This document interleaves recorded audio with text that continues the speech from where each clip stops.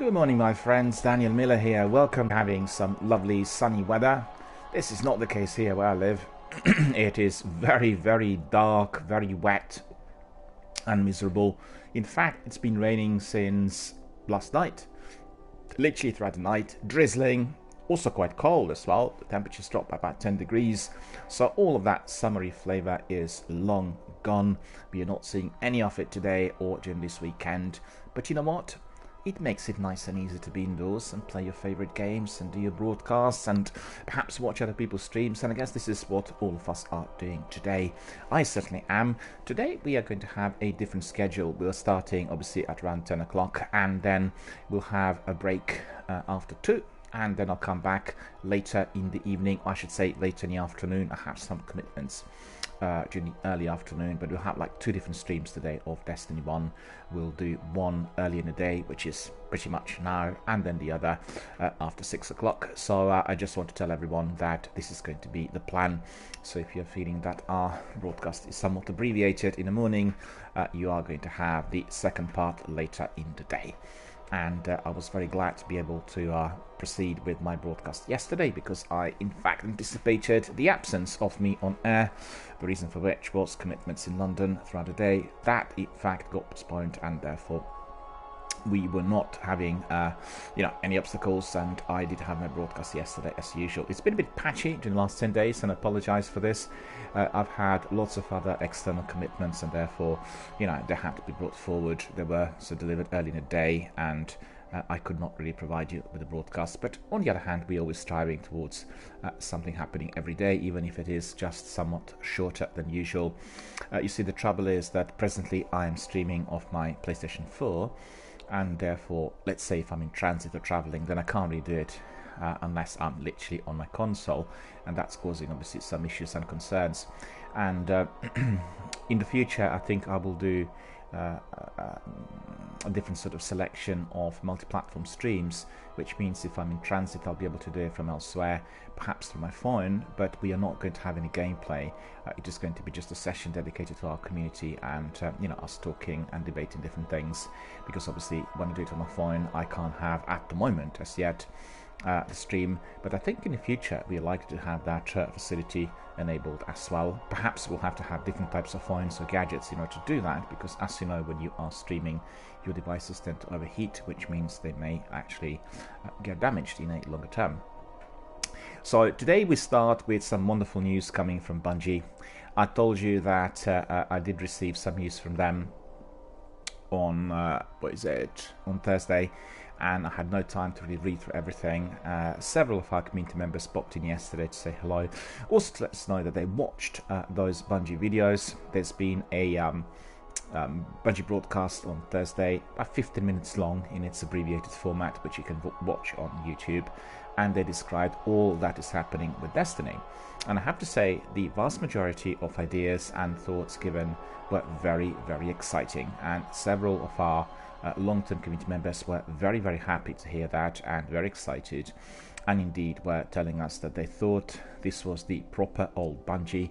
After the divorce from Activision, they felt the commercial component stroke pressure, financial monetary pressure that was applied indeed had been absent, and this was your proper independent developer talking. So I think after watching and reading everything said, I tend to agree. And I also said several times in this week that for any developer, just like any other film studio, production company, is extremely important to remain independent, because as you know, we are living in the era of mergers and the big boys, and therefore the big boys are the ones that are in position to be investing greater capital and expecting much greater returns sooner rather than later. The present day economy is very much based on shareholding, perhaps more so than at any other stage in history, and therefore these pressures are insurmountable, and therefore they cause lots of issues and problems within those companies. We've seen that with several in the recent months and years, and Bungie, I think, have taken a very, very good, very wise step. I was glad to see that their divorce was amicable, which meant there were no legal suits or any compensation fees or anything like this, because if I'm not mistaken, they were to be together for 7 or 9 years, and we did see the first period offering some degree of success, but evidently there must have been lots of disagreements and problems arising between the two companies, because obviously the needs and the targets of a developer are quite different from the needs and the targets of a publisher. And you know that some publishers are very pressurizing and indeed presenting the developer with unreasonable needs, such as releasing a game too early and wanting to have extra content or rehash of the structure in order to suffice the monetary gains. And they usually just buy in terms of microtransactions, so any other content needs to be paid for, or indeed the prices which appear to be too high. I think the way things are looking at the moment industry-wide is that the games will probably go down in price, and the ongoing everlasting structures of developing worlds will perhaps have like a subscription fee which will be appearing over a period of time. In fact, similar to what you have on Netflix, Amazon, PS Now and Xbox One, Xbox Game Pass. The reason for that is you have a contribution which is steady for an ongoing service based on sheer number of participants, and that is definitely the model that turned out to be very productive and profitable for some other entities on the internet and projects. And I think this is very likely outcome of that direction, because there will be some fee for the original purchase of the game, I think, and I believe there should be, because the amount of work put into those blockbusters is incredible. You have many people, very large teams working on the game for a long period of time, anything from 3 to 6 years. 3 years is on average the time where a game is produced, and you really cannot be expecting for that to be given for free, because everything has to be paid for and the capital invested needs to be obviously returned. So we need to wait and see. Very excited about what all the things that are to follow. I've got a bit of news for you today as well. I mean, first of all, we'll indeed acknowledge that the biggest event of the year is taking place next week, Tuesday till Thursday, and that is our wonderful E3, and it is happening in Los Angeles as usual, and we'll have a full coverage here on the channel. I'm still investigating whether I'll be able to restream some of the events, because I had some email messages from the Twitch development team indeed asking that we could be restreaming, so I'm not sure how this is going to work, but I need to investigate it over the weekend and obviously keep you fully informed. And as you know, we are going to have lots of press conferences and lots of interesting news arising during the event. It's a massive big expo / convention taking place every year in June and giving us the very best and the most exciting from the industry, and therefore we get to know everything that's happening. We are very excited to hear from Microsoft on their newly acquired or newly built partnership with Sony PlayStation, and they will talk about that at length for certain. The idea is that Sony will be using Microsoft services for online storage, basically your cloud system, and there may be some new partnerships and developments arising as well from that, which means maybe some new products, maybe some new ideas, and we'll have to see. Secondly, we are going to be very excited to hear on all the games, and I guess perhaps more than anything else we want to hear a lot more on consoles, because we know that PS5 and Xbox Anaconda, I think, is what is there's a cipher for the new Xbox to come out, but I can't actually recall it at this very moment. Basically, 2 new consoles coming out of Microsoft and Sony are to be indeed presented and discussed, and we'll know a lot more about them, as soon as. And I'm very excited about this, because I think the new generation Xbox and PS5 are going to be bringing us many novelties that are badly needed. One of which I have to say is the download speed, because with the present consoles in our possession on very fast broadband, which most people use really for the gaming, it does take a long while to download these massive big blockbusters. If they are like more than 100 gigs, then you're already talking about 3 to 6 hours of downloads, depending on how busy the servers are. And I usually leave my PlayStation on overnight and allow everything to be downloaded whilst I'm asleep, which in fact is the best.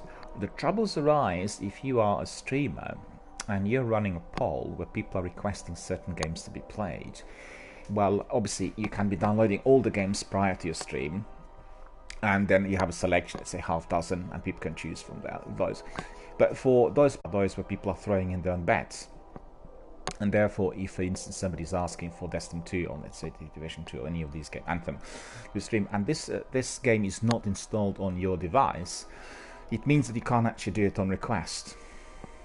That's a serious problem, because requests are very popular in broadcasting. As you know, if you're listening to radio, you want to be throwing your bets, asking for certain songs, requesting them. You know, you send tweets, or in the old days you'd phone, request it, and you'll get it played on air.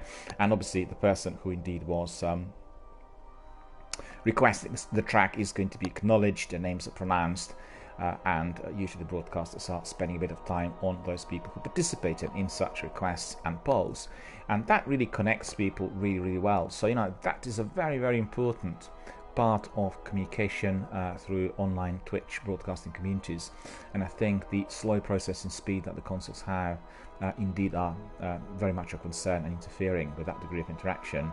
So, you know, I'm hoping that with those new consoles, and they're already acknowledged, they will have a very, very fast next generation processors where that sort of downloading will take you know, very little time. And don't forget, you can buy the top-notch console with the best processor, but your speed of the internet will have to be exactly the same. So if you are on very poor quality or slow quality download, it will take a bit of time. I'm not exactly sure what the techs are going to be, but principally I believe that even for people who are on standard broadband, which means up to 30 download speed, they will be okay, and I don't think that that is going to be a concern. And they'll be able to download very, very fast. Evidently, on anyone on, you know, very fast fiber optic, it will be just taking seconds. Maybe not seconds, minutes. And I really look forward to hearing more on that from, you know, everyone out there. So these are the news related to E3. I think we'll hear a lot more on Control, a very hotly anticipated game to come out later in the year. We'll hear on Destiny 2 and on some other games currently in development. Death Stranding, maybe one of those. I'm not sure whether we'll hear a lot about it, because if I'm not mistaken, initially it is going to be proprietary to Sony, and Sony are not going to be present you know, at the convention. But there will be some talk about that for certain. The next lot of news is all Destiny related. I did talk yesterday. I want to say hello to Deployman. Hello Deployman, how are you doing, sir? Very good to see you. Thank you very much for joining us. Thank you for being with us. Thank you for being with us here today. And thank you for supporting the channel. Truly appreciate it, sir. We talked yesterday a bit about Destiny 2 and all that is to follow, and I received some information from Bungie. So what I'll do is I'll go through all the information bit by bit to tell our friends and followers on what the score is, basically, because yesterday we've had a number of Destiny community veterans popping in saying hello and telling us how excited they were about what they've seen so far, and they felt that Bungie was going back to its roots after that divorce from Activision. All the content and all suggestions from that broadcast on Thursday were really well received, and I was very excited, obviously, to find out what all of those were. I've heard about them on my channel yesterday. My community members were actually my journalists and sort of on-site reporters, and I thank you all for that. You actually knew things before me, you know, and you not just provided feedback to myself, but to all other viewers and listeners on this channel as well, which was wonderful. So basically, what is said was that Destiny 2 is going to have cross-save support, and it will come to all platforms, consoles and PC included. And Bungie also said something which is extremely important, and that is that they will provide no more exclusive content Destiny 2 related, which was basically the policy from the days of Destiny 1. So if you are a Destiny fan, and if you are obviously tied to your PlayStation, hoping you get some exclusives, the era of that, in fact, is now over. It is not going to be taking place, right? We are going to be having content that is accessible to all platforms at all times. So no more any kind of proprietary exclusives to specific platforms. In this case, we were talking about PlayStation 4, as it's been obviously presented right from the beginning since the days of Destiny 1. And basically the statement is, we are going to be finally able to bring our Guardians wherever and whenever we want. So basically, as part of the Thursday's big reveal, Bungie confirmed that Destiny 2 is getting cross-save functionality as from September of 2019, so about 3 months away from us, with the launch of Destiny 2 Shadowkeep, which is the new book the new big chapter, the new big section of Destiny altogether. It's not only that, but when recent rumors suggested that cross-save would not be available on PS4, Destiny General Manager Mr. Mark Noseworthy said the feature is coming to all platforms, not just to one console. He said, "Cross-save is about taking Guardians you've created and being able to play them on any platform. We are super excited about that, and we know fans have been asking for that for a long time. Contrary to what you might have heard on the internet, cross-save is coming to all platforms. So it's coming to PS4, Xbox, PC, and Google Stadia. In fact, Jerry was here yesterday and was asking me about Google Stadia. I have to admit I've not spent much time learning about it, and I think Jerry is very, very excited about Google Stadia, so I need to spend some time really analyzing it. But as you could see, Google Stadia is indeed going to be having that cross-save as well, in addition to our usual consoles and PC. So that's actually truly wonderful, terrific news. Bungie and Sony are working together to ensure that cross-save comes to PS4 when Shadowkeep launches. So Shadowkeep will be launched in September, and in fact all of that is going to be happening on the same day. For years we've sort of dodged the question, which platform should you play on? And that's the director Luke Smith who added, our answer has always been that the best place to play Destiny is where your friends are, meaning any other platforms. Cross-save makes that statement true, because you can go from PC to PS4 or wherever you want to play, or wherever you want to play, and wherever your group is raiding. It means basically similar to what we have on Fortnite, that regardless of the platform you're on, you can just access the arena and bring in all of your friends who are on different platforms. So that's terrific, because you can bring in people who are doing it on PC, on Xbox One, on PS4 and Google Stadia. All of them will come to one large arena, which means people on Xbox One could then team up with people on PS4 and PC, and that is truly terrific. This is what I've been supporting from the beginning. I know, and apologize yet again to my gaming friends, there are lots of hardcore gamers who are absolutely against it, and particularly people who are playing your FPS shooter games that require a lot of tactics and aiming, because they say that anyone on PC will always have that massive advantage in terms of aiming and getting scores. But I have to say, online gaming is not all about competition and collecting scores. When we looked at the stats recently during the event which I attended at the European headquarters of Twitch, we did establish that the actual competitive element of online gaming is less than 10%. 90% or more of people participating are doing the games for fun, entertainment, and obviously in order to connect and develop friendships with new people, i.e. everything is community based. So 90 against 10%, you could see that indeed the interest there will be massively on the side of those who are playing it for fun and indeed for the community benefits. Therefore, I believe having cross-platform save and cross-platform access is going to be very, very exciting and indeed very nourishing for all we do here through talking and connections. And basically I really look forward to that. I think it's the way forward. The way I see it is all the games are going to be going down that route once the technology becomes, I guess, a bit cheaper and some of the inventions become a bit more accessible. Obviously with the new generation consoles and other tech that is to come our way, that is to be very, very likely. And I think maybe tablets and Android will be seriously considered as well.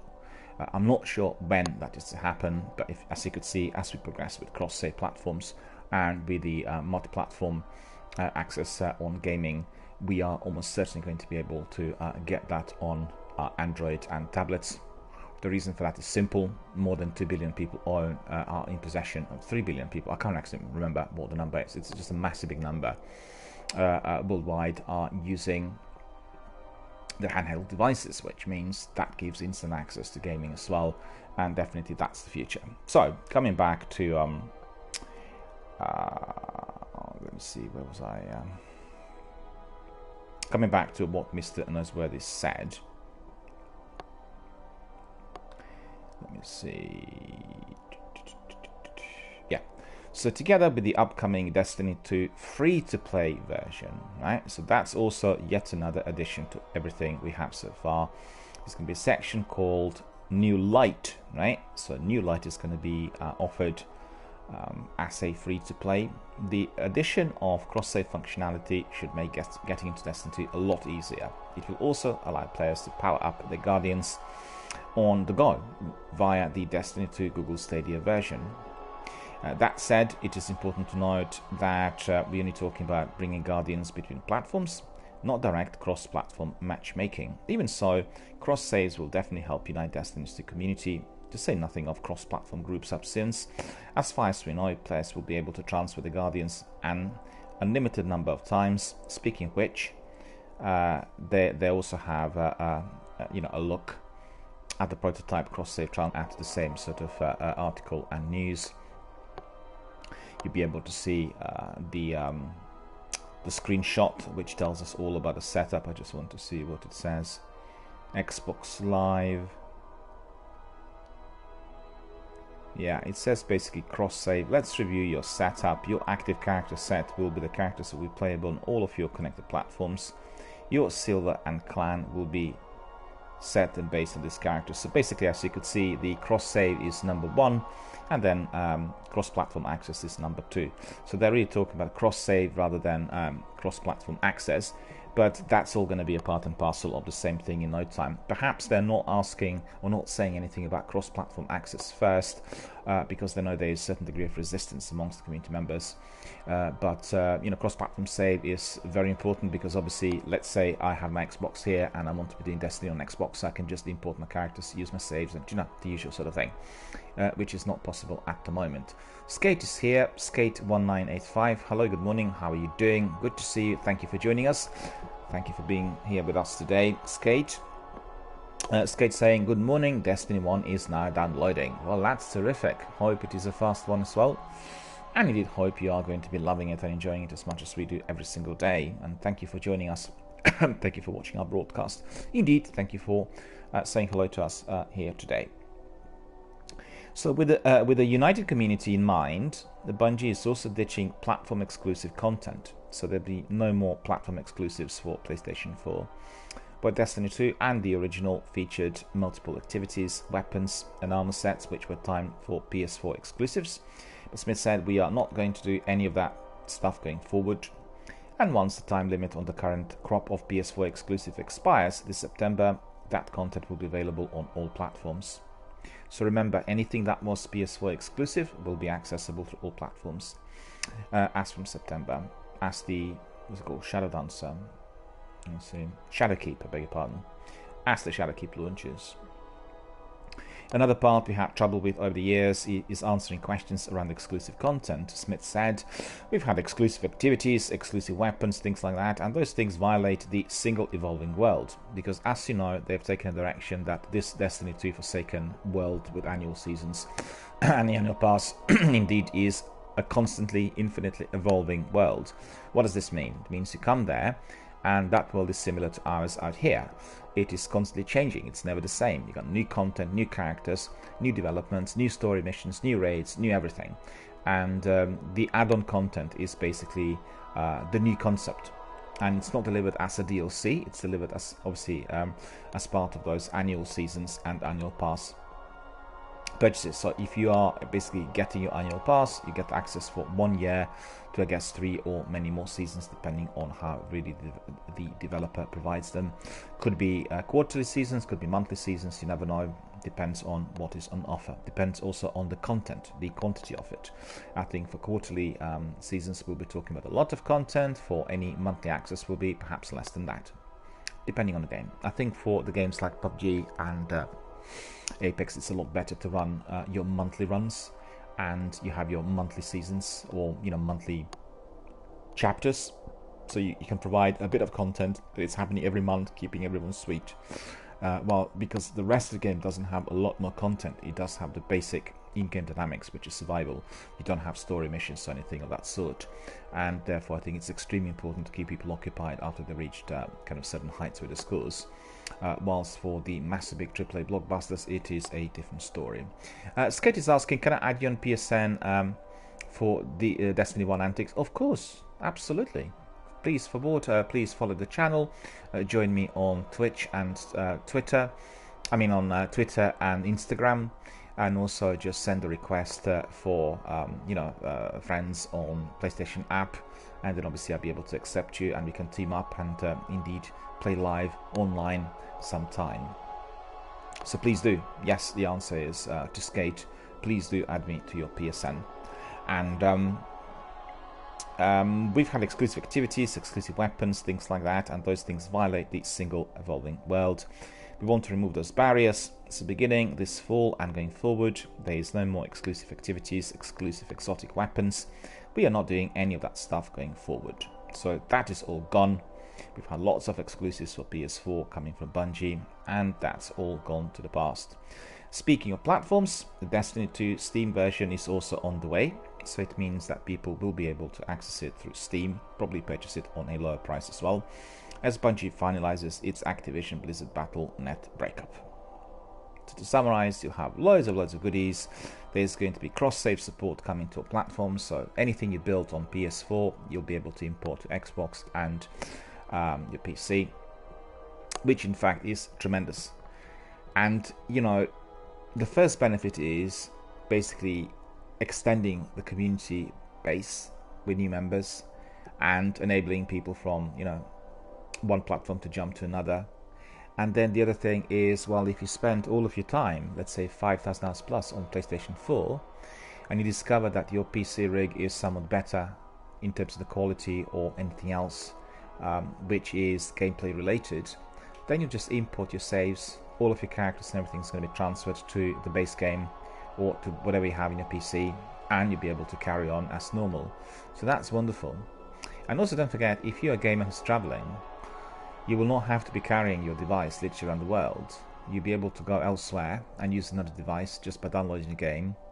And particularly if you are, let's say, playing on PC, or if you're on PlayStation 4 as well, you can access your account and your library, which is obviously virtual, stored on PSN network or on Steam, and just transfer the data, and then you import your saves, and it's all hunky-dory. You can just crack on straight away. So these are really absolute terrific news, I have to say. I'm really excited about this, and everyone should go to Bungie's YouTube channel and watch their presentation, because that presentation tells you all. So I most highly recommend that presentation to be watched, either in its entire duration, or you can have the abbreviated one and just have a look, get a bit more knowledgeable, beef up everything you've heard from me with some images and sounds, and definitely you get a very good picture in terms of what we are getting from Bungie and Destiny 2 in September. The next bit of news is on PlayStation. We are fast approaching the E3 events of next week, Tuesday to Thursday, and in view of that, we are having lots of different discounts and sales on various platforms. Today we'll talk about one called Days of Play, well advertised, well in advance through PlayStation Store and various other PS forums. As you know, they're offering lots of games throughout the next 10 days on very significantly reduced prices. And you know what? Destiny 2 Forsaken Deluxe Edition is for the first time amongst those. So it's the first time we are seeing 65% discount on Destiny 2 Forsaken Deluxe Edition, and I have to say, this is a no-brainer. It is a must because it includes the annual season as well as all the content produced for Destiny 2 so far. So you absolutely must go and buy it if you do not have it. We'll get to it in a minute, but basically I want to tell you what the games are. We have FIFA 19 reduced, and they're reducing it by 66%. You get your 19.99. Spider-Man 54% reduced, 24.99. God of War 57% reduced. Sekiro 20% reduced, Mortal Kombat 25% reduced. All of those are in fact offered on very good prices, because Sekiro is just a brand new game as well as the Days Gone. Days Gone you can get on 46 rather than 64, and God of War you can get for £22, which is very little. One of the favorites of some of our community members here, Monster Hunter World, offered on $15.99. That means 60% discount. Resident Evil 2 Remake $29.99, and its special edition, deluxe edition, $39.99. That's roughly 33 or 24% discount. We're getting Kingdom Hearts 3 full game, $32.99, 40% discount. Very, very good game, very, very popular in Japan indeed. Battlefield 5 $24.99, that is 58% discount.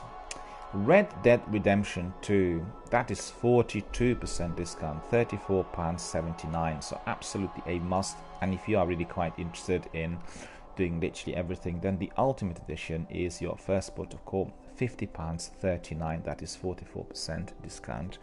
The game I'm really excited to buy is Detroit Become Human. I love Quantic Dreams games, played all of them, but Detroit, and it's offered on 70% discount, which means we're getting it for only $15.99. Even my local CX is selling it for £25, so $15.99 is a terrific price, definitely a must. We have Assassin's Creed Odyssey, $29.99 as well, so that is 45% discount. And then we have also the Ultimate Edition on 45% discount, $49.99. Call of Duty Black Ops 4, several editions, from Spectre Rising on $29.99 to the Black Ops Pass, $27.99. The deluxe edition is a bit more expensive, still offered on 40% discount. The price for COD Black Ops 4 Digital Deluxe is $50.99. The game I'm excited about is The Division 2. And Standard Edition and Gold Edition are being offered in here. I'm after the Ultimate Edition. So the Standard Edition is $39.99 and the Ultimate Edition is $64.99. As this is a very new game, it's offered on 32% discount. So still you're getting it for a lot less, which means you are getting it for $64.99 rather than $95.99. So anyone who has been doing the game together with me here live online, anyone who watched our Division 2 demo, beta test in fact, or people who played together with me the original, well, this is the moment for you to purchase the best edition, the Ultimate Edition, and you can get then the annual season as well as everything else. Far Cry New Dawn, $18.99, 52% discount. Devil May Cry, $29.99. Also brand new game really, 33% discounts. Grand Theft Auto 5 Premium Online Edition is offered on 71% discount, $12.99. So no brainer, jump in and purchase. Obviously, the best way of doing this is you always save early in the year and you keep like a few £100 for your best sale of the year. And there are two best sales. One is your Christmas sale and the other is pre-E3 sale, and this is the one. And they may be throwing in some other titles as well. And Skid says that his PSN is Carlos. Terrific. Yeah, I will add you very, very shortly once I completed this section of my broadcast. And Skid says Carlos Mac is his ID on PS4. No worries, I received your request. It did pop up already. I'll be accepting it, very, very shortly.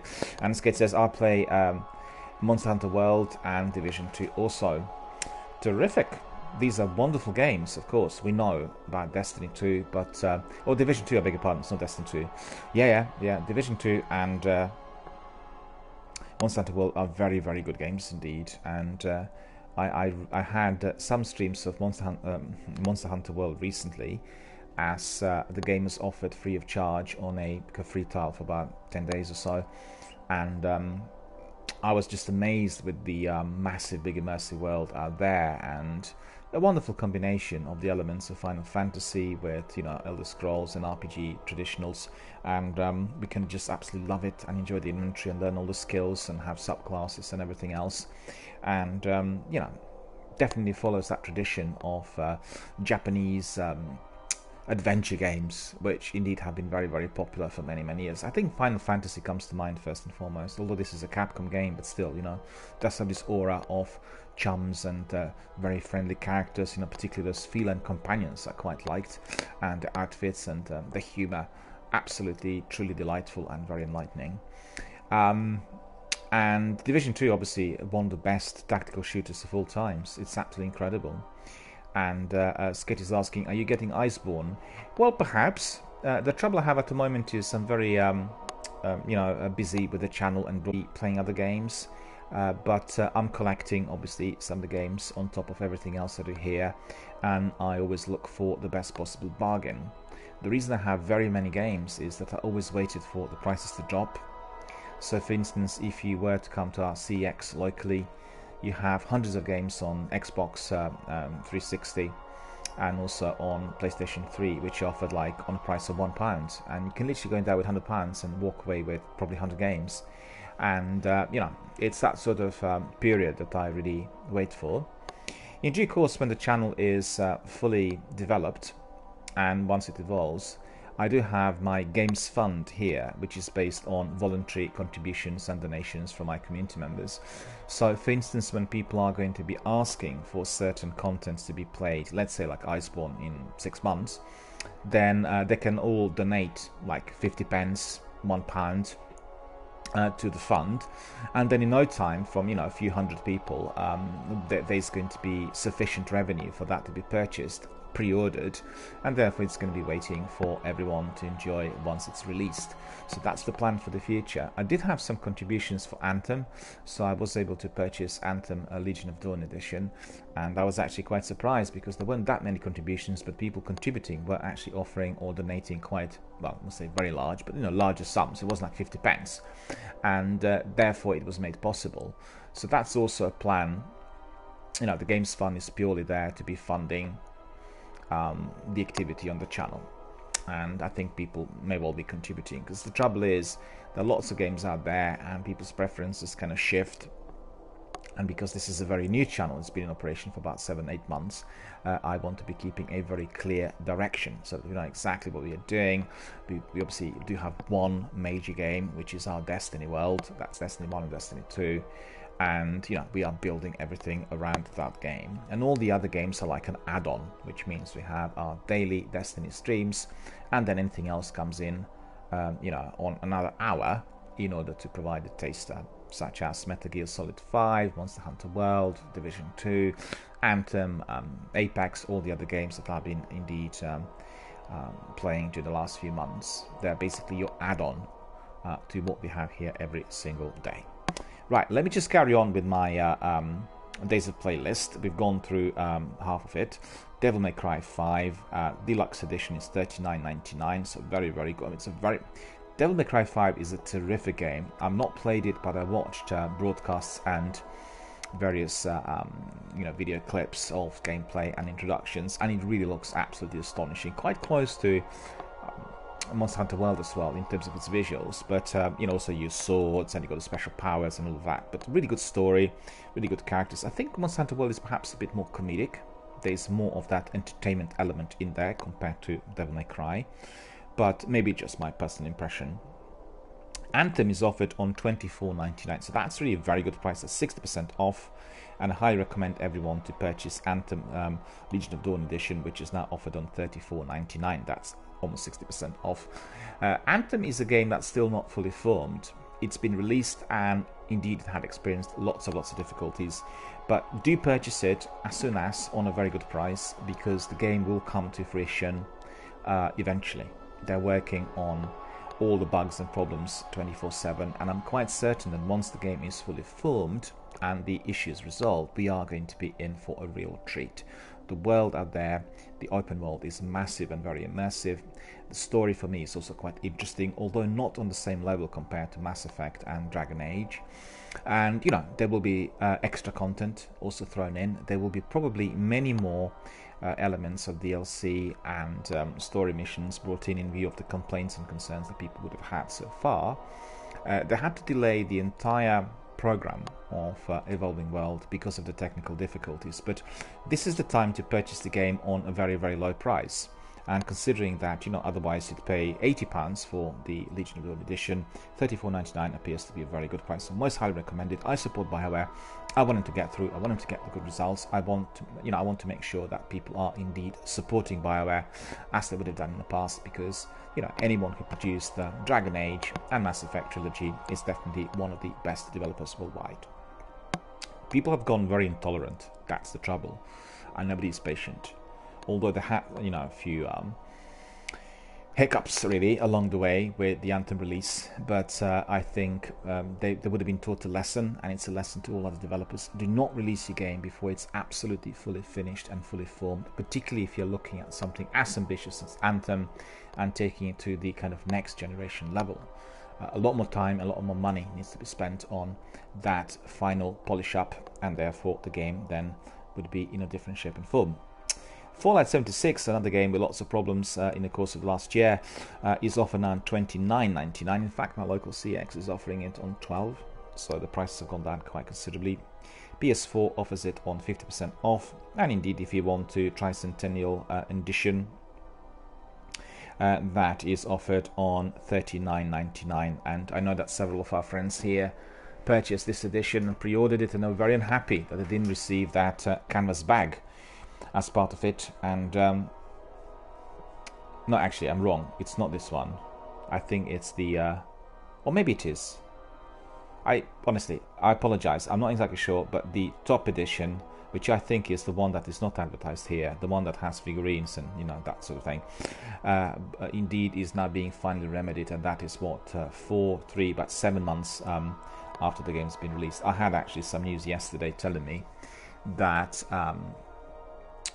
Bethesda had been sending out canvas bags, which originally were promised for everyone who pre-ordered. So that is being finally remedied at long last, and I think the fans are going to be, well, perhaps not happy, but indeed pacified compared to the war that was caused by those PVC bags. Fallout 4 Game of the Year edition, only $15.99, so definitely a very, very good bet. All the other games as well. You have Tomb Raider offered on good prices, but what I want to do is I want to get to Destiny, and Doom is offered on $8.99, Elder Scrolls $7.99, Skyrim Special Edition $19.99, 50% off, Sims $12.99, Horizon Zero Dawn $14.24. So as you could see, these are the very best games out there, and all of them are offered on such good prices during this period of about 10 days called Days of Play. So you must head there, you must buy some of those. The Witcher 3 Wild Hunt Game of the Year edition, $12.99.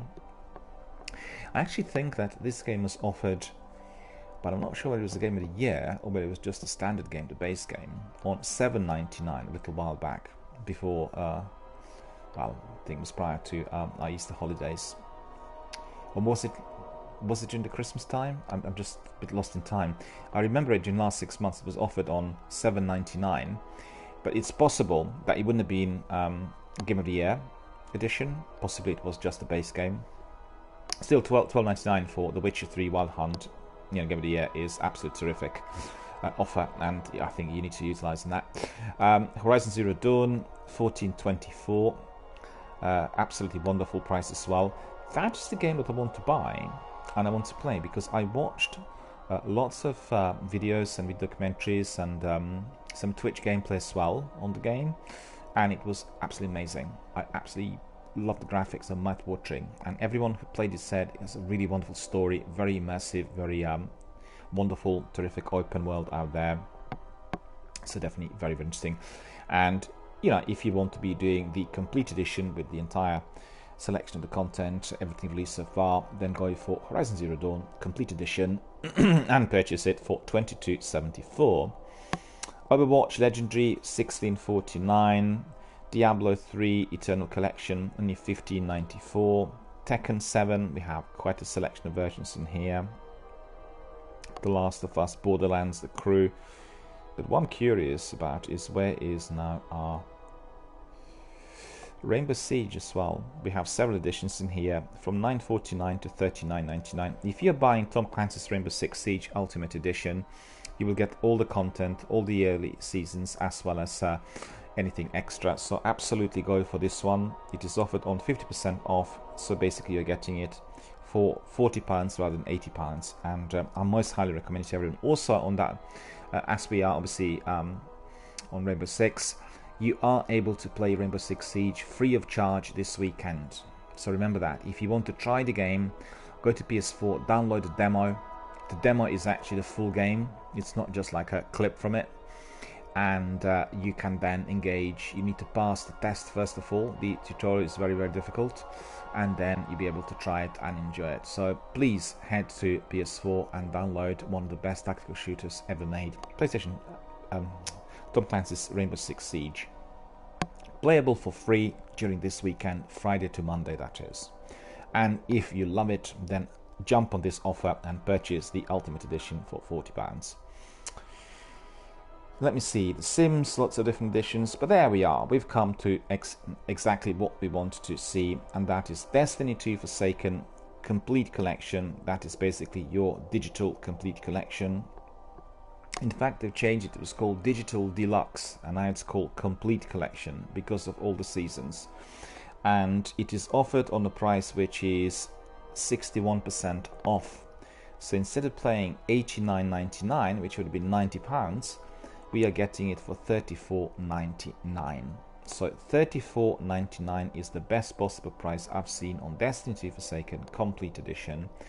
Please, a message to all my community members, head straight there, purchase it right now or literally within the next couple of days whilst the offer is still on, because I can tell you Bungie will not offer it frequently on such low price. It is the best possible offer because guess what? When you purchase it, you'll get the entire lot of goodies. So let's see what you are getting. This is for Destiny 2 Forsaken Complete Collection.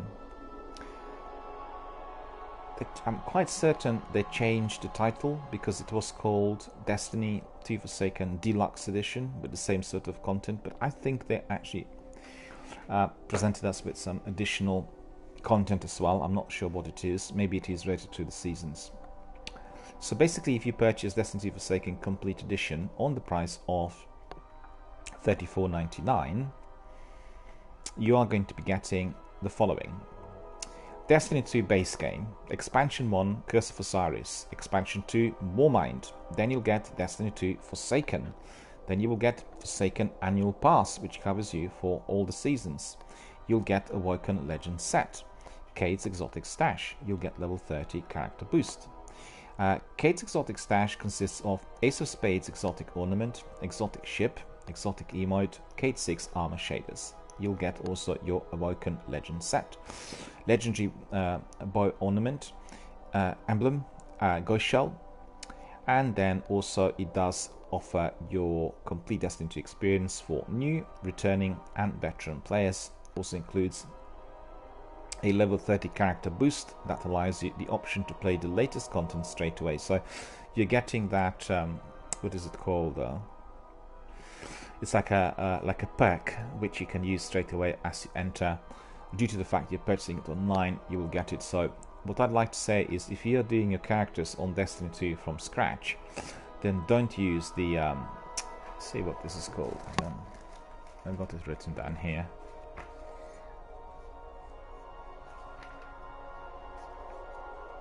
Spark of Light. It's called Spark of Light. You will get Spark of Light when you purchase it, but what I want to advise everyone to do is exactly the opposite. Once you get this Spark of Light, you may be tempted to use that Spark of Light on your first character. Don't do that. Use it on your third character, because with your two characters, Warlock and Hunter, you can have a very, very interesting, lengthy, explorative gameplay. And then once you get to know, all the ins and outs, you can build your third character, and on the third character, let's say if this was to be Titan, you can use the Spark of Light. Literally from the word go, you elevate the levels from 0 to 30, and therefore your character is a lot more powerful. And the reason as to why this is so important is you will get to the level 30 immediately, right at the beginning, before even you had your first battle, which means you are going to be able to use all the weapons from other characters, and those weapons will be very advanced. There'll be some legendaries, some exotics, there'll be all kinds in there which are a lot better than the basic weapons that you'll be collecting along the way. So that is going to be providing you with a completely different gameplay experience. This is what I've done on mine, and I used my Spark of Light on Titan, and the entire experience of Destiny was completely different, because you were, first of all, a lot more powerful from the word go, and secondly, you were encountering lots of difficult situations that you were able to resolve instantly with the exotic weapons, and that made a very, very big difference. You know, we all have to be kind of learning to walk first before we go for a marathon, right? Or, you know, you need to learn to swim before you attempt to cross the channel. So, you know, it's that sort of thing that we'll need to do here as well. So remember, it is a very, very useful additional content, but you are going to be able to use it if you purchase this game online. Indeed, that is Destiny 2 Forsaken Complete Edition. So annual pass content and rewards will be delivered between launch of Destiny 2 Forsaken and August of 31st, 2019. So to put it in perspective, you want to enter the seasons today, you still have 2 months, and therefore, let me see, 2.5 months, and you still can be then grinding them and doing them straight away, right? Obviously, you'll start with season 1, you carry on season 2, season 3 just had commenced in the course of this week. So it looks all very, very good and exciting. And you know what? That's probably all I want to tell you about the state of game, or is it, what's it called? Probably I now pronounced it incorrectly. I've gone through lots of different games, but the list is fairly lengthy. There are 143 items in there, and obviously those games are provided in different editions. I always recommend to everyone, if you are doing your multiplayer, you know, the games like Division 2 and Anthem and Destiny, just to name a few, to go for the top tier edition. Always go for the top tier edition, because at the end of the day, what you will get is the access to the annual pass and the seasons. They will be all evolving during a period of 12 months, and the actual price is very good. So if you consider purchasing Destiny 2 Forsaken Complete Edition for $34.99, for $34.99 you will get literally everything that Bungie created. That includes the entire annual season as well, and that is just the best possible price. So everything there will be costing you like £3 or £4 if you were kind of separating the sections, and I think that actually makes it absolutely tremendous in value. And you know, it's a no-brainer. It's an offer that nobody should really.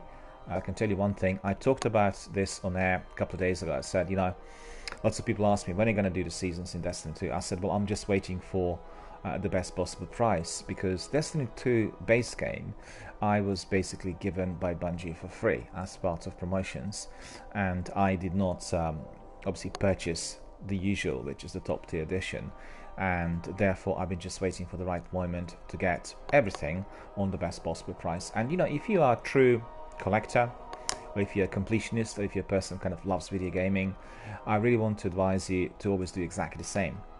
You need to go to auctions, you need to really raid various eBay sites, you need to be checking lots of different online retailers for their special offers, and if you do that on a regular basis, you are going to be getting indeed the very best games on some excellent prices. And I can tell you, I purchased lots of games like this over the years, and I have a very, very large collection, which is obviously on physical formats. In fact, I'm also building a very large DVD collection at the moment, because CX is selling DVDs for 50 pence a piece, and sometimes even you can get 2 or 3 of them for 50 pence. And you know, that is just absolutely outstanding. It's the time to collect, you know, when for the collectors the items become easily accessible and offered on a good price, which means obviously these are also very, very easily affordable. I remember the old days. I used to go to film fairs, and the posters and the lobby cards, you know, the stills, were extremely expensive. They were absolutely extortionate, and people still pay that money because they want to be in possession of their, you know, selection of 12 lobby cards, let's say, of Godfathers or Taxi Drivers or, you know, Star Wars and these sorts of films. But today that's all gone the other way. You can get them on very, very little, and maybe some of those will be still offered on a high price, but you know. EML's here. Hello EML, how are you doing, sir? Good to see you. Good morning, sir. Good morning indeed. Actually, it's been a very good morning for me, a very good community morning here on the channel. But out there, literally outside of my house, very, very bad weather. It's what you get in the south of Ireland, in County Cork. You get like a beautiful day in the morning, 7 o'clock in the morning, and then an hour later you get a lot of rain. And unfortunately, that beautiful 1 hour of sunny weather was not here with us today. We've had it literally cats and dogs since about 7-8 o'clock last night. It's been raining steadily, so everything's dead wet. The temperature's dropped. It's not very cold, but still, colder to what it was. It's about 12 degrees outside. We had like 26 the other day. So, and EML says, I have over 2,000 Blu-rays and I love collecting them. And EML says it's lashing rain out there as well. Cats and dogs in Ireland as well, compared to what we have here. You guys are not too far from us, but we are being literally hit by that dreadful wet wave coming from Atlantic, I think. I've seen it on the weather forecast, and thanks goodness that during the commemorations, 75 years of D-Day, 75 years since D-Day, the other day, were not affected by this sort of weather. It would have been absolutely abysmal. But in Portsmouth, the weather was absolutely phenomenal, and we had a wonderful, wonderful day out there. And also in France, the weather was not too bad. I wasn't in France on Friday. Was it Friday? Thursday? What's today? Yeah, it must have been. Oops. I'm just losing track a bit. I apologize for that. Thursday it was, yeah. I wasn't in France on Thursday. But it's gone again. Yeah, coming back to the weather. The weather indeed has been very kind early in the week, but come this weekend, it's been very damp, and I think I'll be just going out to have my dinner later today, and then I'll come back and deliver the second broadcast, because as I said, my broadcast will not be that lengthy. The morning broadcast, I have a few things to do in the afternoon, but then we'll have another second installment later in the day, which is obviously the plan. So let me think, where was I? I was talking about everything that we were getting on that price of $34.99, just getting back to EML, and we talked about Destiny 2 the other day, I think, and I was just describing that for anyone who is presently doing Destiny 2 Forsaken, or indeed doing the base game, now is the time to buy Destiny 2 Forsaken Complete Edition on $34.99. The price is the best ever for that edition, and you get literally everything that's been released so far, inclusive of the annual season. So I'm not missing out on this offer. I'm purchasing it next week, and I want to have that obviously in my library, and I want to be making sure that we are going to be cracking on with Destiny 2 very, very soon as well. Email says, serious value, great gameplay. Absolutely. Considering you get the entire 12 months annual pass, and all the current seasons are included together with extra DLC, additional content, the base game, and Kate Stash, and all I've read out earlier on, it's extraordinary.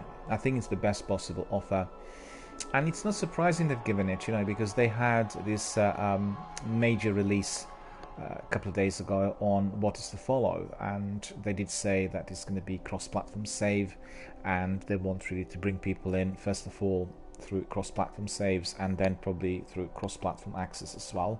They weren't talking about multi-platform access on Destiny 2 Forsaken as yet, but that's definitely the next step because they want to join communities together and want people to be able to basically what they want to do is to make sure that they prove to Activision that the plan that the publisher had indeed was wrong, and they want to make sure that the community is as big as it's been originally with Destiny 1, and they want to bring in people from all platforms into one arena.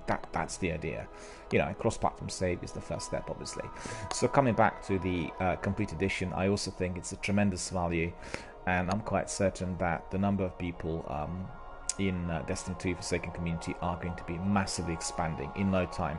Come September, we are going to have a massive exponential rise on the number of gamers in Destiny 2, so it's going to be really good.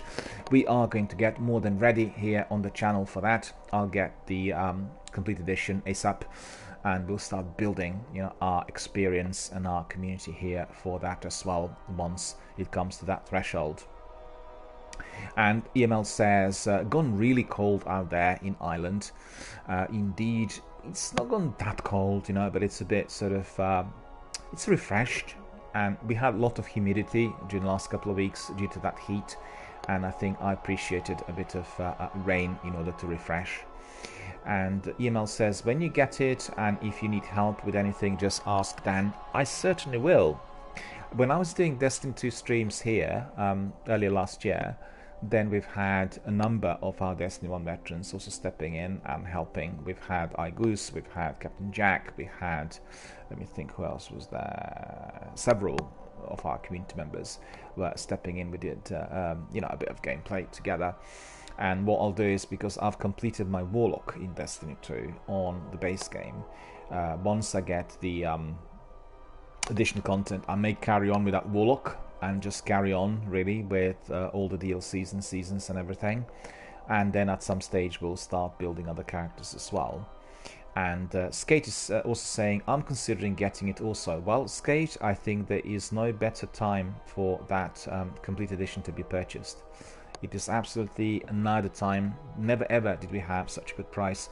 The best price I've seen on the deluxe edition was $39.99 prior to Christmas sale, or during the Christmas sale, and I didn't buy it because I thought there was something missing in there. I can't remember what it was. And Skate says, just think it will be free also in a year. No, I think the complete package will not be free, and I'll tell you why. What they might offer is the base of the base game. That will be either Destiny 2 base game or Destiny 2 Forsaken base game, but they will not provide all the annual pass content for free. The annual pass content, people will not be... Let me just put it in perspective. EML will know this. We've been doing Destiny the Collection here from the first day of this channel. So we've been, basically playing all the content. So it's the complete content. You could say Destiny the Collection is what you could call the complete edition, or whatever, for Destiny 1. It means that once I purchase that complete edition of Destiny 1, because the seasons or any DLCs were no longer offered or run, all of them were included in that package, right? So what it means is, what they'll do is, they've changed the strategy. They're not doing any more your usual DLCs, like a DLC is released, let's say in December, and you purchase it. They're not doing anymore. They're doing the seasons, which means quarterly seasons will have additional content. In order to access the additional content, you will have to be purchasing the season pass. So one way or the other, even if the base game is offered free of charge, let's say as a special offer, maybe for a couple of days, you'll get the base game, but you won't be able to get to the additional content. And the way they've done it is, it all interacts. Skate, were you watching the other day when I was doing... Well, yesterday, in fact, we had one of our friends from the US, and he didn't have all the content. I think he was missing out on the Rise of Iron section. He had everything else. He purchased the Taken King Legendary Edition, but Rise of Iron is not in it. So, for instance, just to give you an example, within the broadcast, I bring in my friend from the US. He has everything but Rise of Iron, and we want to do Siva Heroic Strikes. We actually can't enter. The game is not going to be allowing us to come in as a fire team because the other member, i.e. my friend, my fire team member, does not have the entire content. So what does he need to do? He needs to buy that additional content in order to access the gameplay together with other guys. Do you know what I mean? So that's happened yesterday, and I've had also another community member from Sweden, Wix. We played actually several days on the trot because he wanted to level up his character, and he also had the same edition, which is the Taken King Legendary, and he couldn't really access certain areas. And it was a bit annoying because if we went through Siva Heroic Strikes or to the Nightfall, then he'd be able to get the best quality loot, but he couldn't get that because he didn't have the content. Do you see what I mean? So they will have a lot more muscle, a lot more scope to make sure that people are purchasing certain content, even if they're providing the base game free of charge. And I think it's reasonable. These games are massive, and obviously they cost a lot.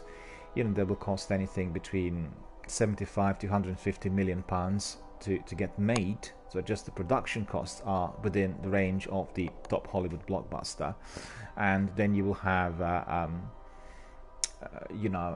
the marketing costs, which usually are phenomenal. They're looking at the alternative marketing model as well. You would have seen that with Apex, and EA also announced that no longer will they be doing the traditional marketing through magazines and ads. So they will be looking maybe 75-80% of the advertising is going to be done through the streamers, through the hype which is made via Twitch, and maybe some other means of advertising which have not been discussed. And it is not really living up to the expectations in the present day and age, which means quick turnover.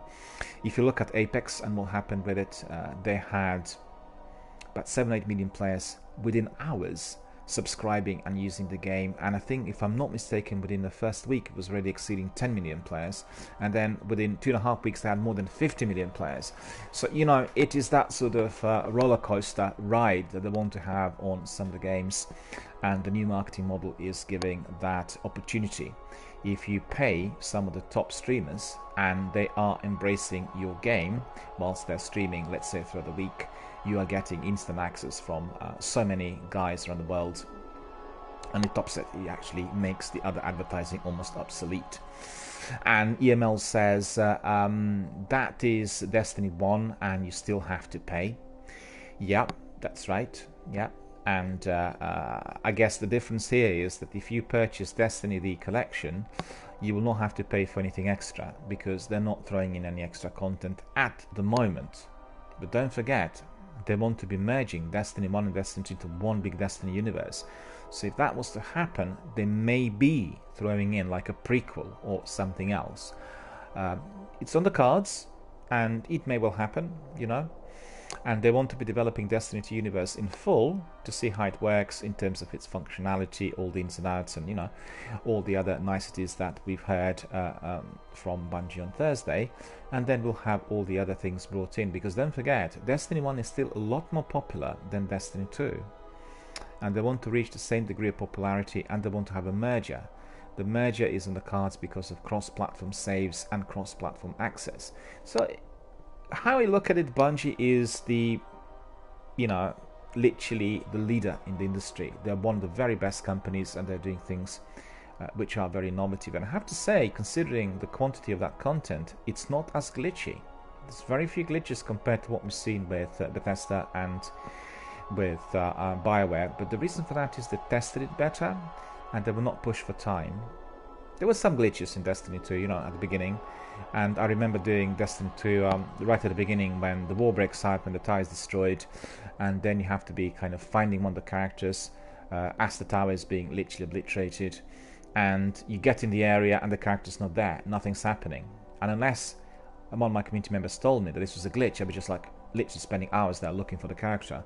And then once I reloaded, rebooted the whole thing, I managed to get the content straight away. And Yabel says, video games make more revenue than movies and music combined. Absolutely. In fact, if you look at it, Dr. Disrespect was approached by one of the top agencies, booking agencies, that represent people like Nicole Kidman, Tom Cruise, the AAA blockbuster actors. So if they are booking your Twitch streamers, who obviously are not completely independent, they're being supported by the industry, and they're offering them contracts and bookings which are on that very, very high level, then evidently it tells you how powerful the industry indeed had become. I was at the European headquarters of Google the other day, and if you go in through the door, they're located in a brand new building which is near St Pancras station, between King's Cross and St Pancras, for anyone who's familiar with London quarters. And if you know the central London, you will know that there's a section between St Pancras and King's Cross which have been undergoing a major development during the last decade. It's absolutely, it looks like your New Manhattan, which had been built in central London. It really is jaw-dropping. But I was there for a networking meeting. You walk in and you just have to be in awe of what you see. It is incredible, right? You have restaurants, you have swimming pools, you have gyms, you have so many offices in there. Everyone who works for Google within that building can stay there 24/7, 7 days a week. They don't have to go out. Everything's there, shops, you name it. You get everything there, but you can be focused absolutely entirely on your work. And also the monumental aspect, you know, that you are being faced with when you walk in, the construction, the beauty of that modern design, and most importantly, functionality of the space is second to none, honestly. And I talked to one of the guys in there, and he said, well, you know, we are happy with the building, but in fact, we are not happy with the fact that the building is not owned by us. Therefore, we are paying quite a lot for leasing it. And if you look across the road, you'll see this massive big construction being erected, and that is going to be our own headquarters, and we are going to be owners of it. And look at the model in here, and you can see that we are building a mini city on the roof as well. So the mini city on the roof is going to be beaming with energy, with restaurants, with parks, with, honestly, when you see that, you just, you know, you're kind of mind boggled. You realize that the power of the company is so massive, probably compared to what the original oil companies were at the beginning of the last century. And you know, that's the future, because the entire world, all the communication and everything on the internet is going to be dependent, and is dependent on Google. Therefore, they have this power. You know, it's just literally mind-boggling how everything developed. And just like EML said, the revenue that video games make today, even the games like Apex, the game that's offered free of charge, are just staggering. In fact, I did look at the figures and stats recently when I was also at the European headquarters of Twitch. I couldn't believe it. And in fact, the executives and people doing presentations said, we actually can't believe these stats. They're incredible. The fact that so many people are accessing Twitch channels, that there's so many people watching the activity in there, indicates that very many people, particularly younger online entrepreneurs, are providing some very high quality content, which is first of all original, secondly very diverse, thirdly very appealing. And particularly in the US, for all of our US viewers at the moment, I'm sure they'll be able to back me up, people who are aged 35 and below, perhaps even 40 and below, are all migrating to Twitch channels. They're not watching NBC, CBS networks and all the regular television networks anymore with any interest. Maybe they just watch, news, and everything else is regarded as obsolete. And therefore, the US broadcasters are very worried that the new form of broadcasting is indeed going to be affecting or even destroying some of those networks in no time. That's the way it is. And the money made through the video game industry is phenomenal. Because, people previously play games in order to kind of divorce from day-to-day troubles. And I know certainly from my associates and colleagues, they would spend 3 or 4 hours a day in the evening to forget about the stresses of, life in this massive big metropolis that London is, and day-to-day drudgery of paying the bills and, commuting and you name it. But today, there is this other component. The component which is visible right now as I speak. We are talking together live on air, connecting with people around the world, doing games together, talking about other issues, making new bonds, building new connections, and many of those connections are actually for life. You have a serious channel with lots of good community members. People make friendships which are very, very strong and long-lasting. And that is the factor that simply cannot be wrestled with. You don't get that whilst you watch television networks presently. Although they're trying to kind of create the interactive content, it's not the same thing.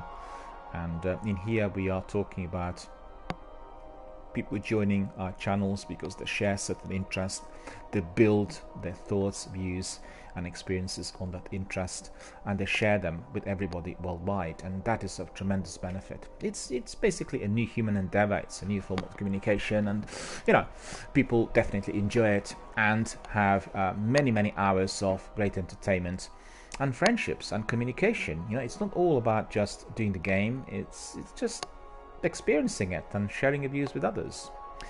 And EML says Activision were definitely holding them back. Well, that's the general view, and I think that was the view that many community members and people who played Halo also expressed, because they obviously knew what happened to Halo franchise, and they thought that Bungie were taking a kamikaze direction with Activision, and then eventually it was picked up by the people running the company as well.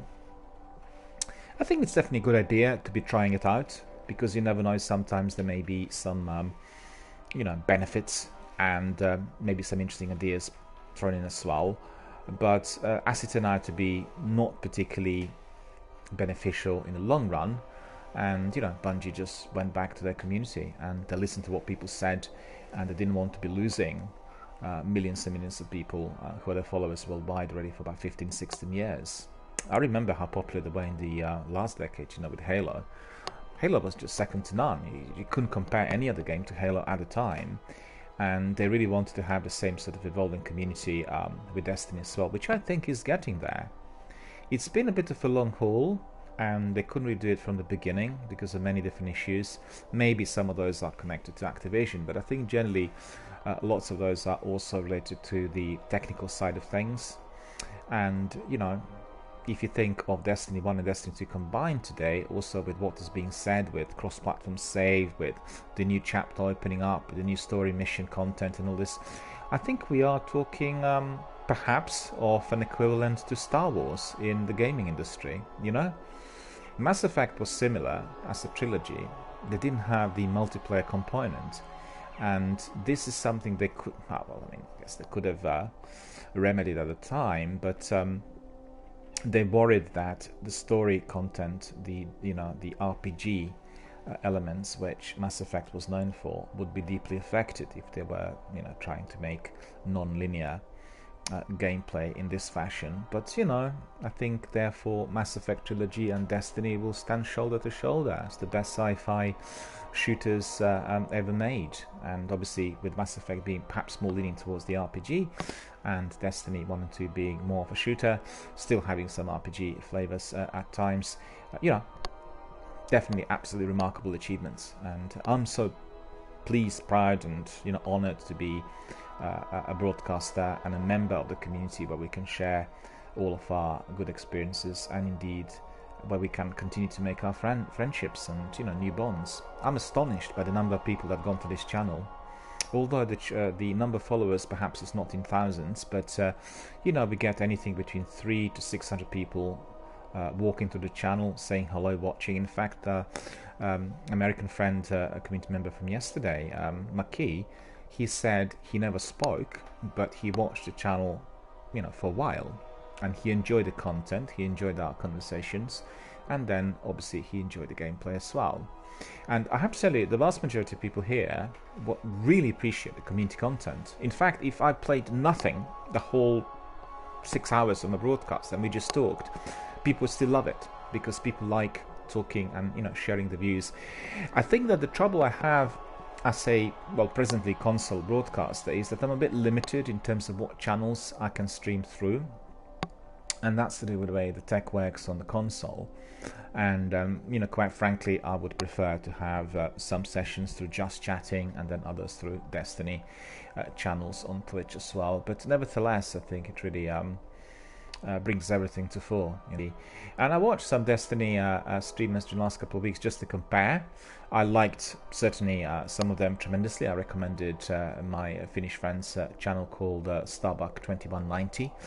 She's a wonderful, very, very engaging, very pleasant young person who is a very good broadcaster and who has a very, very good team of members who are both following the channel and doing some live gameplay.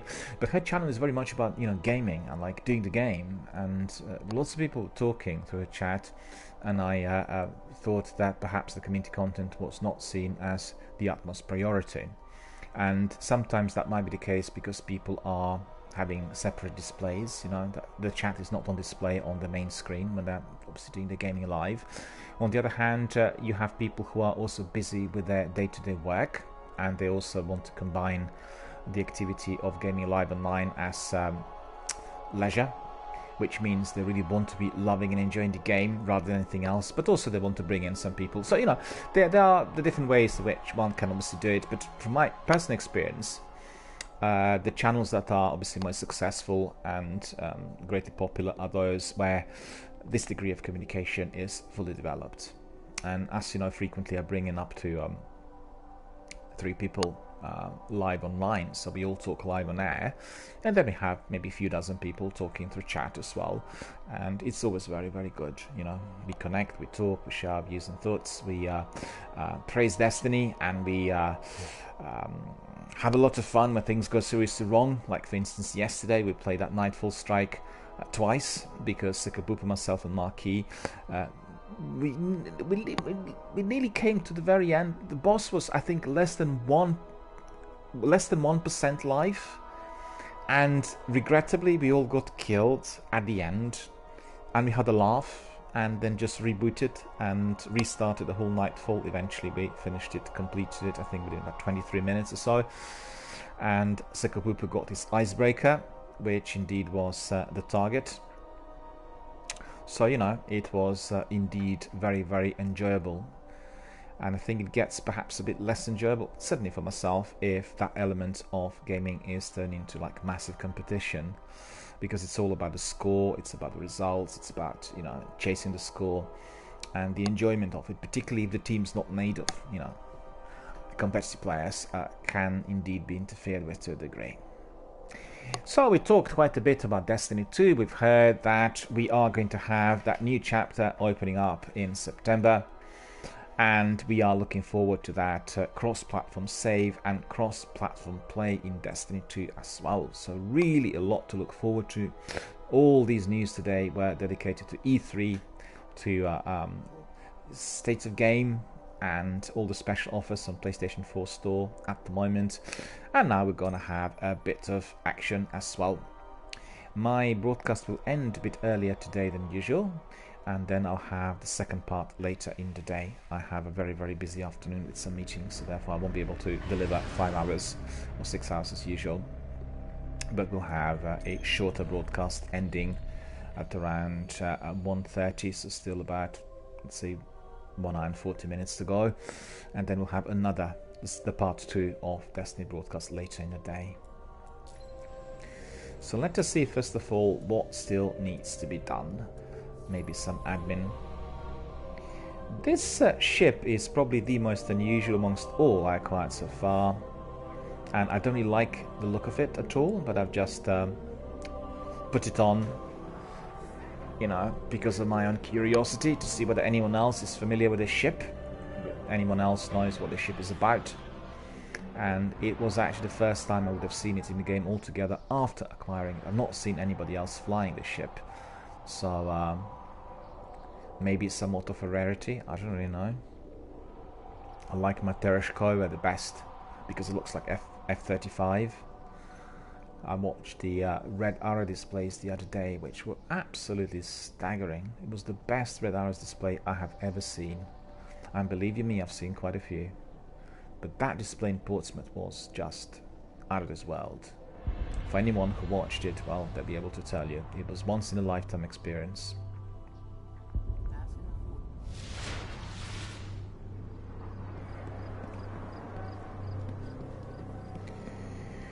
So let's see, do we have anything here with our friend Postmaster?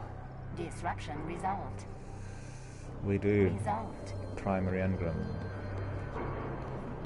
Okay. Just like to have for music. Ah, an honor. May the next crisis be less messy. Need to get rid of some of the weapons.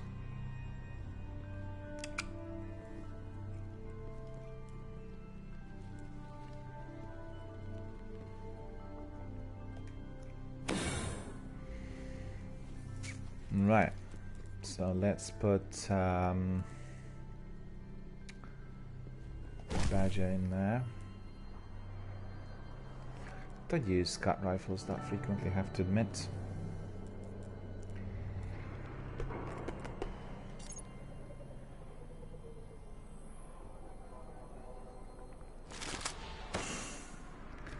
plenty of weapons everywhere, and many of those I never use.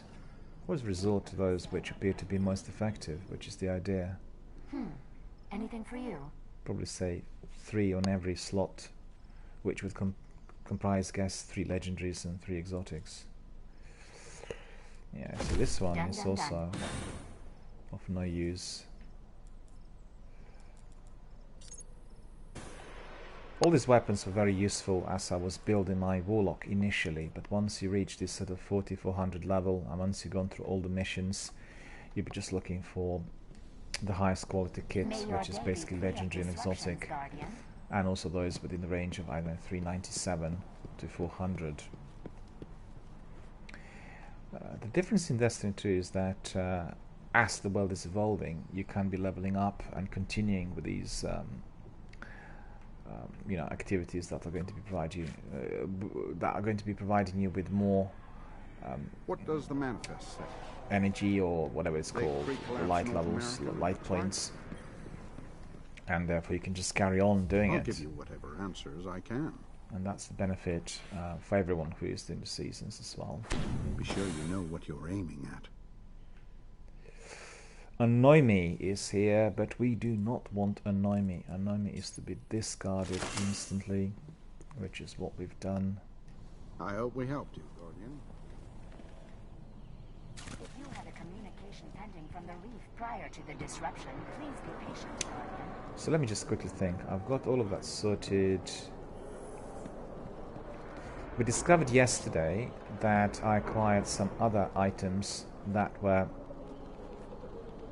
indeed wanted, as they were the items of 400, and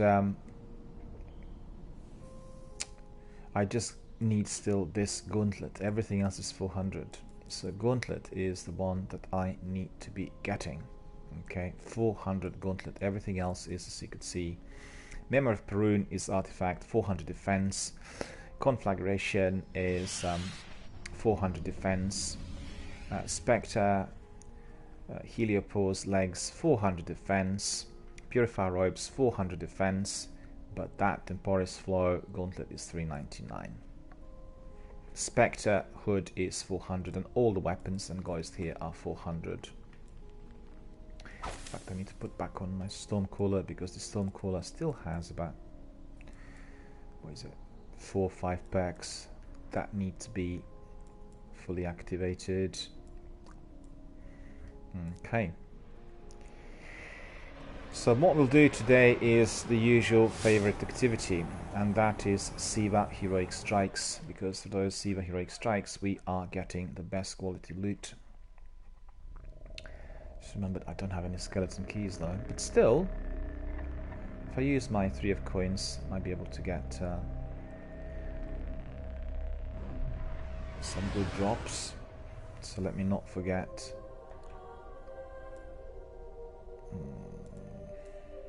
Second fire, it's the one that's gone. Okay, these ones here. Alright, plenty of bounties, so that's all good. And what I do want to do is I want to put 3 of coins on, which indeed can be then used straight away. So there we are, weekly story playlist, Siva Heroic, Crisis Heroic. We are here for those. Our modifiers are catapults, grenade recharge is increased, juggler, ammunition drops for equipped weapon, arc burn, arc damage from any source is greatly increased, heroic, enemies appear in greater numbers and are more aggressive. Right? So one of them is going to be working in our favor and the rest are going to work against us. But I have to say that airborne is also present, because anytime I jumped yesterday I would have been killed immediately, although it doesn't actually show up here on the modifier list. So if you are doing your Siva Crisis Heroic Strikes this week, make sure that you are not jumping, because if you are jumping you are going to be dying and we don't want to see you dying. So there you go, remember that. Frequently I find that in Siva Crisis Heroic Strikes that jumping is not working in my favor. Right, so ready, steady, let's see what the immediate future is going to bring.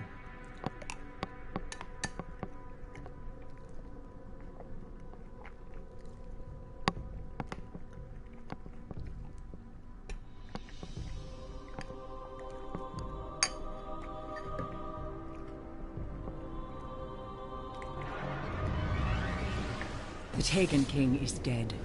Yet still his armies writhe and claw at our worlds. Even as you led the assault on the Dreadnought, a powerful Taken war beast fled for the safety of the shrine to Oryx. The would-be Prince Malak works to perfect a dark sorcery. He must be destroyed. Malak needs to be destroyed. We were doing that yesterday as well. It's good fun. But the strike was quite difficult. The fact is, we were doing it as the Nightfall.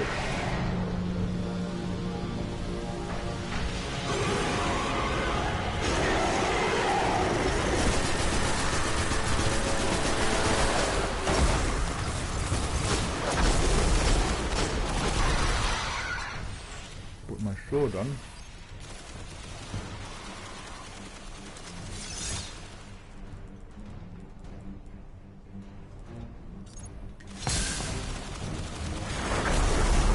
Anybody home? The door is sealed with runes. Let's get to work.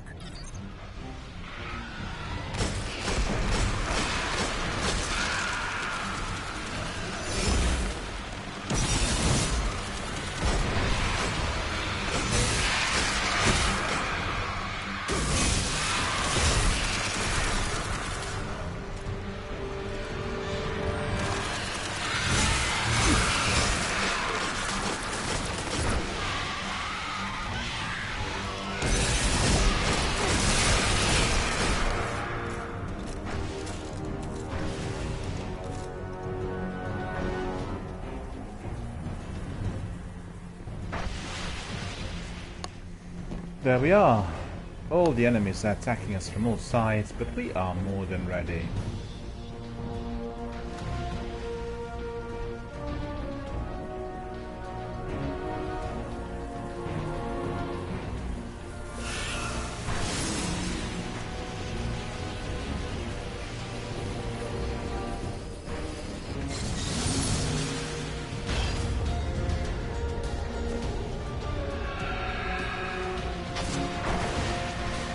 Oh no!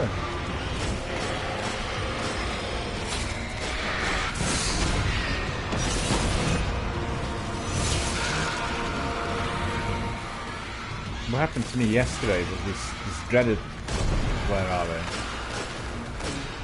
Exploding trolls kept coming, and then... I got killed a few times.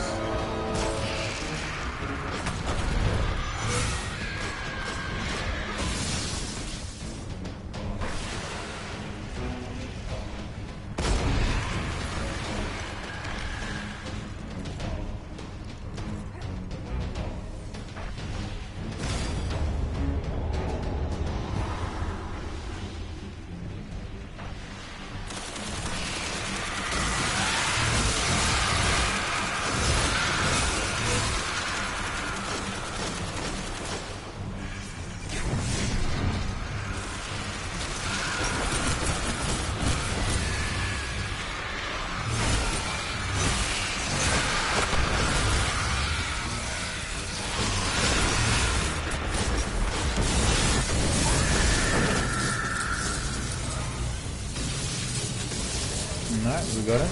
That's it.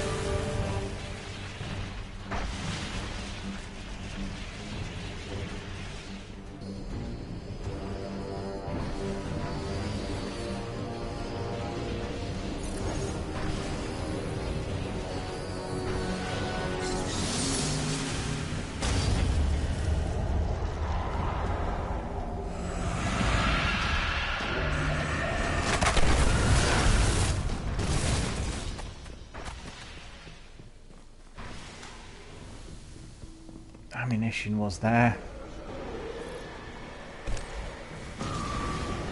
Plenty of it, but I didn't need any. I was absolutely full.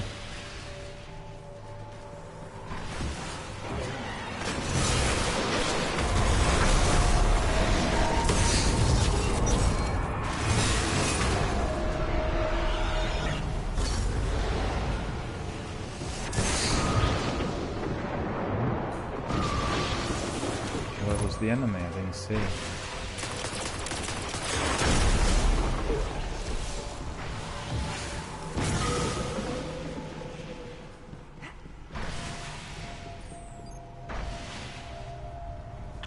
Toland hinted at secret pathways between our realm and the Ascendant.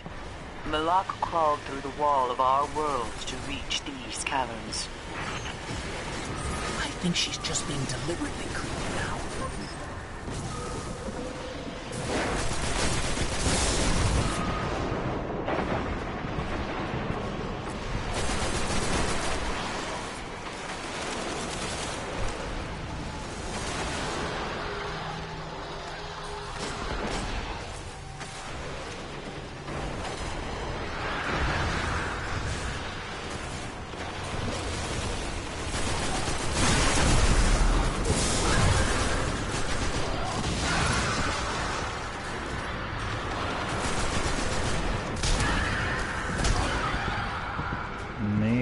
Eliminated in there.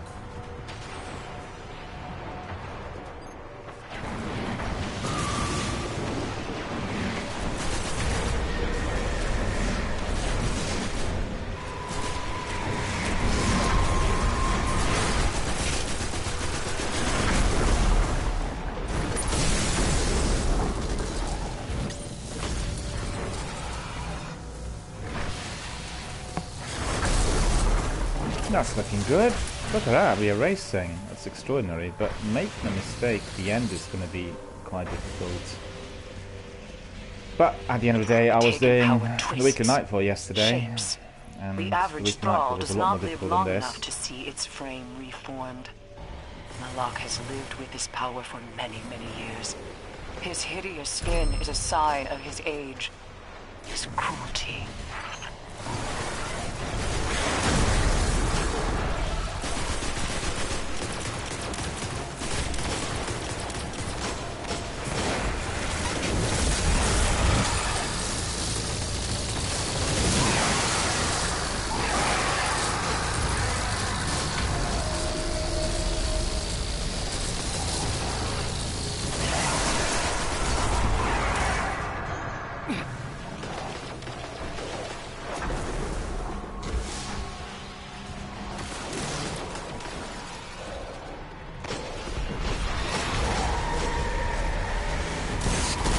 Oh no!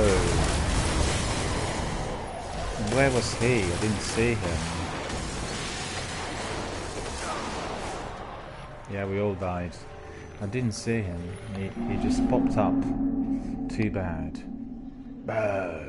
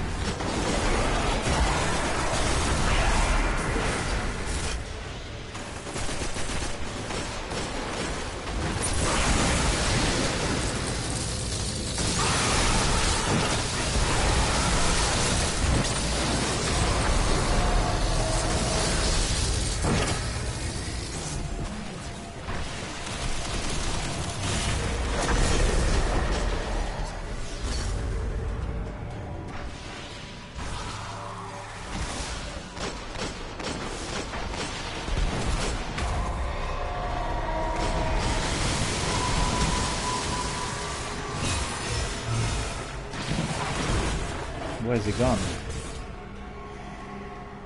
Well, this time he didn't get too far. He's supposed to be ready.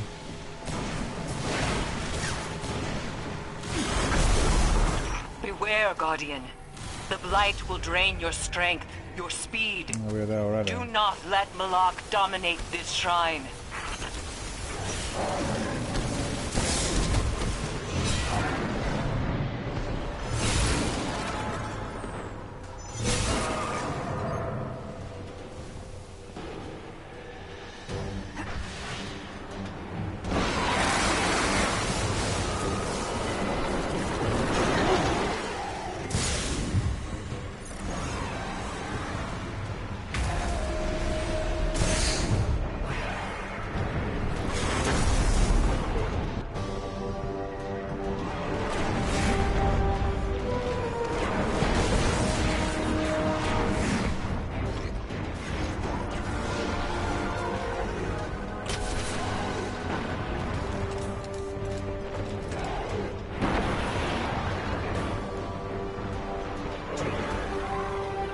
Where's he gone?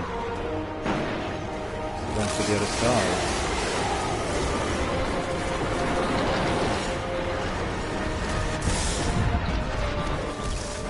Oh, they killed him as well.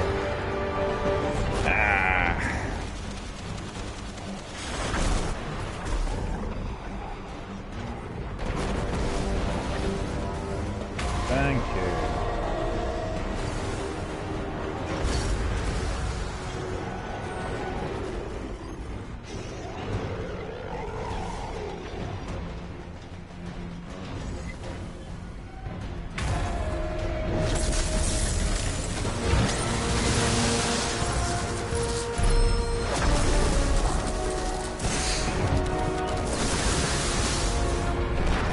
Didn't manage to do that.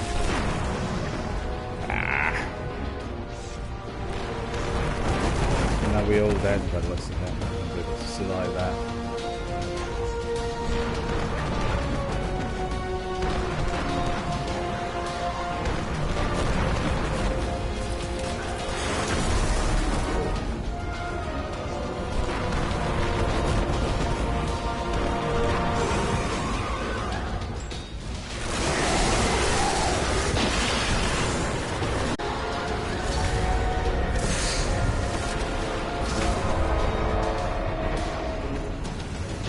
Oh, why am I there? Why am I there? Oh no!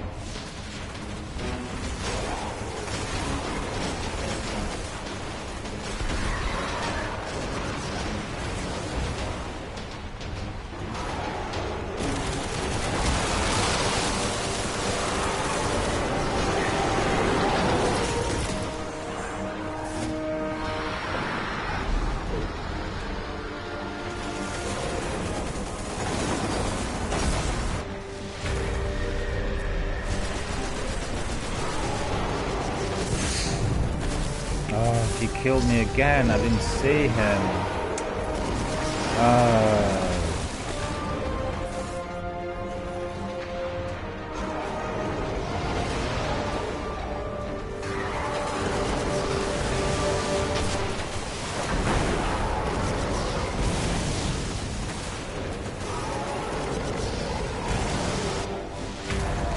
Thank you. To get out of there as quick as possible. I can't get out of there.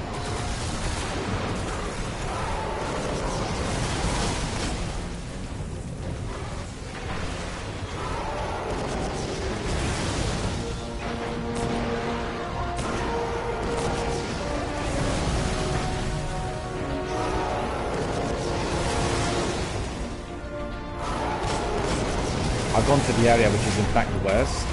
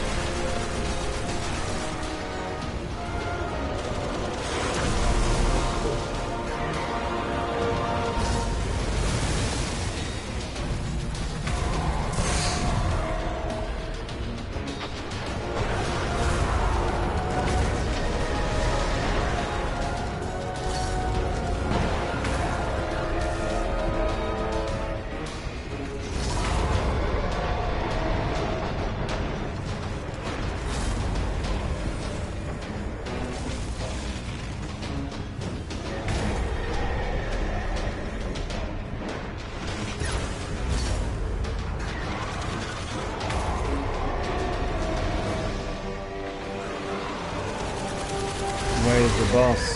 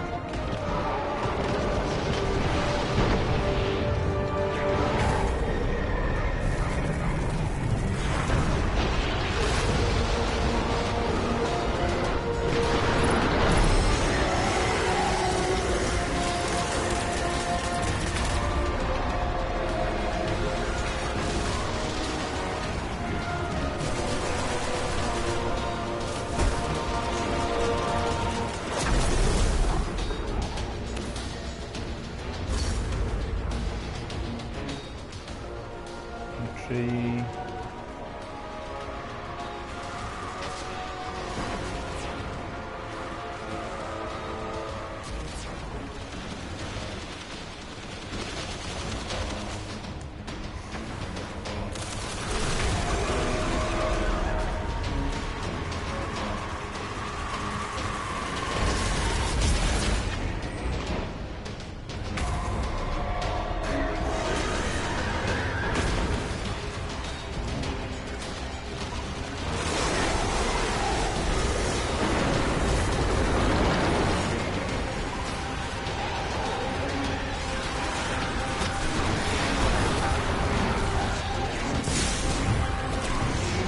No, no, no, no, no, no, no, no, no, no, no. Oh no.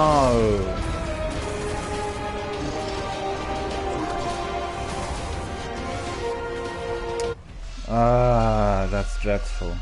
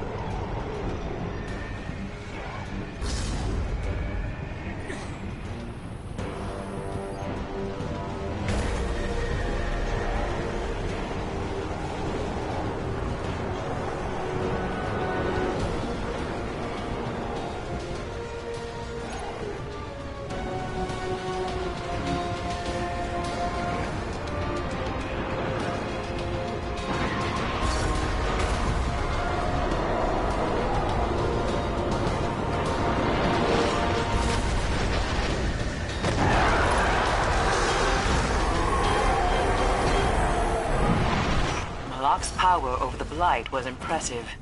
You are a credit to the Tower, Guardian. Oh, I've even got a skeleton key.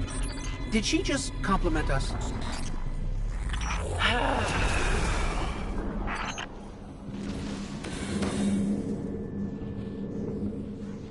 Hood of Malak. I got Hood of Malak. 400 Hood of Malak. But I don't have Gauntlets 400, which is what I really wanted to have. That's annoying. Nah, don't see anything. Alright. So let us see. Let us see, did we get anything? Did we get anything? Quick, quick, quick. Hunter.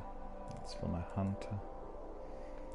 Quite like, that's my favourite helmet actually, Hood of Malak.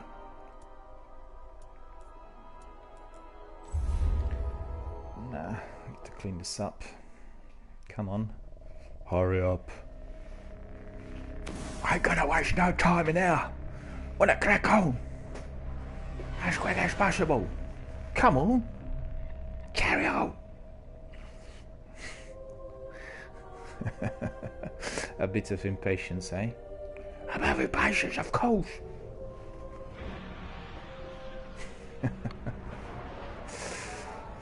There we go. So now the Splicer's High Priest has crews pushing further underground in the Plague Lands. Looks like a large-scale mobilization against a hive nest. An army of Hive controlled by the Splicers would be the end of old Russia. Could be the end of everything. The Devils are evolving. Neutralize them before this goes any further, Guardian. Cutting all of those wall of bonds 400 all the time. Do this one I don't want. And there's engram in there. Alright, let's see what the next strike is going to be like. Alright, there's a series of old missile silos near the bunker. I've got reports of Hive near that location. Sounds like the place to be. A mind glimmer? Yeah. And remember, target anything that moves.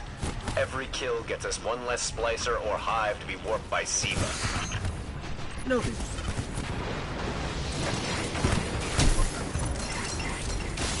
So many of them in there.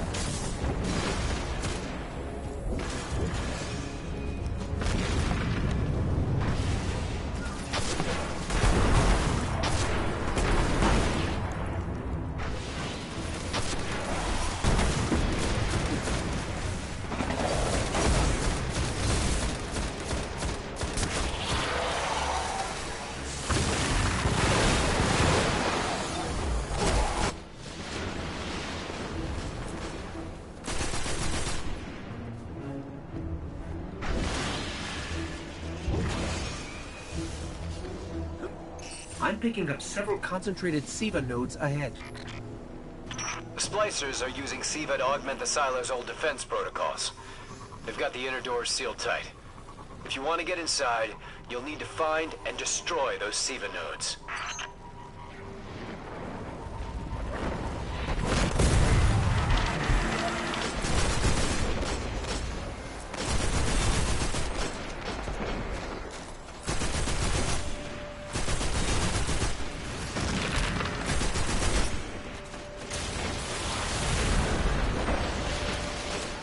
I pinpointed another Siva node.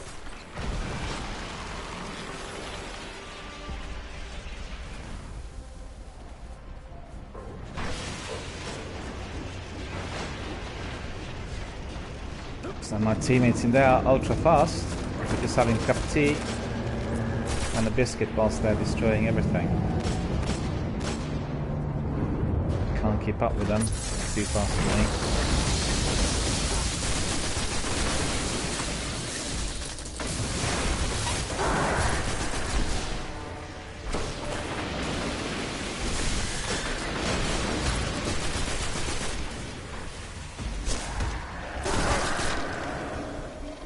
Up one more node. Let's go get it.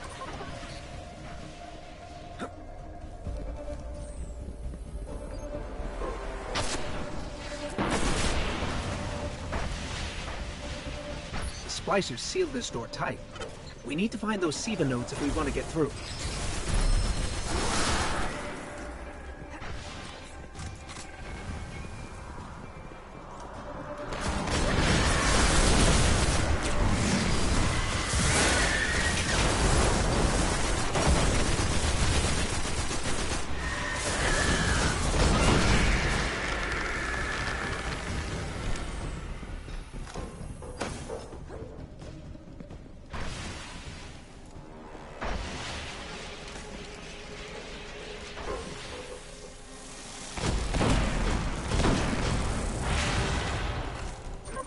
That's the last node. Security protocols are clear and hackable. Push forward, Guardian.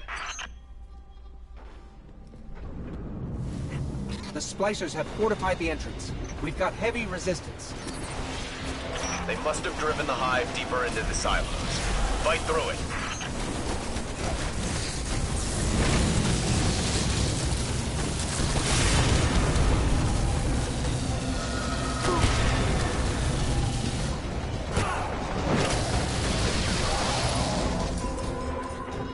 Pinging new SIVA energy spikes below us.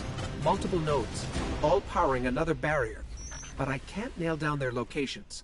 The readings are too sporadic. Must admit, I even surprised myself in here. Find those nodes, doing too unload well. on them, keep moving. Well, I have my moment as well, as you could see. Anyone watched John Carpenter's classic Assault on Precinct number 13? You have that criminal in there keeps saying, "Oh, I'll tell you some other time. I'll tell you one day. I have moments," he says.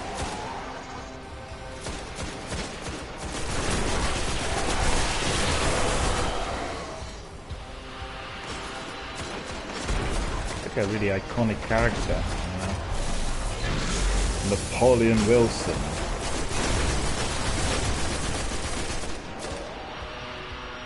It's hard to get a clean reading down here. Keep moving.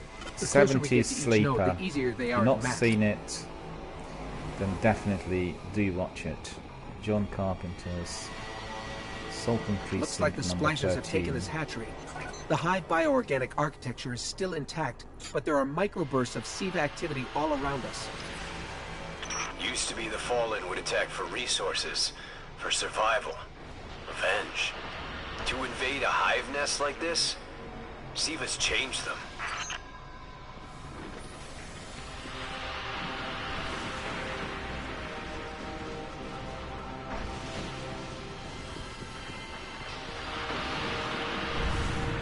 All right, still getting strong SIVA readings. There must be another node. Oh. Really close.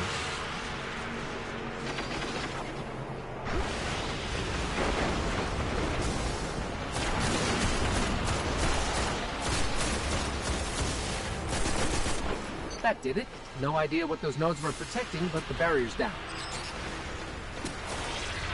You're all that stands between the Splicer's High Priest and whatever mad science he's cooking up down there. End this.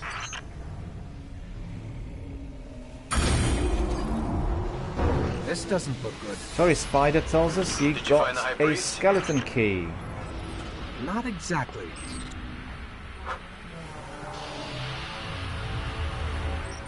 Let's get a closer look at that thing.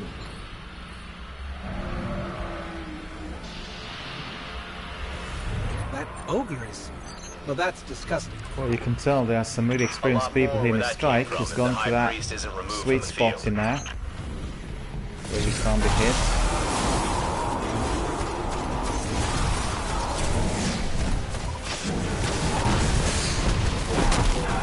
And I've been a bit too exposed, that's why I died.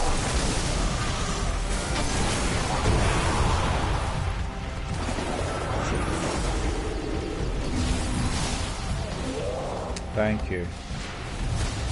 Just want to make sure that he'd suffer damage. Maybe.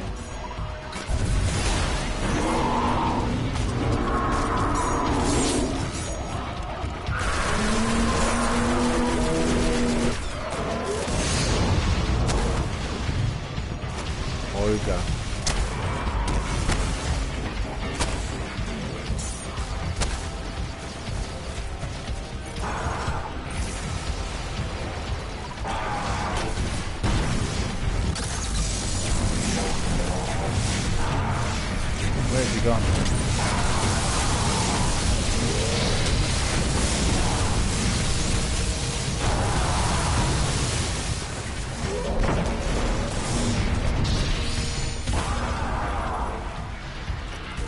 mind you, that super did a lot of damage.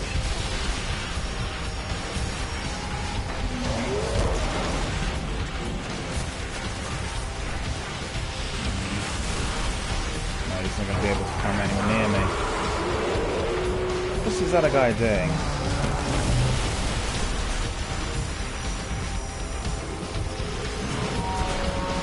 Hiding.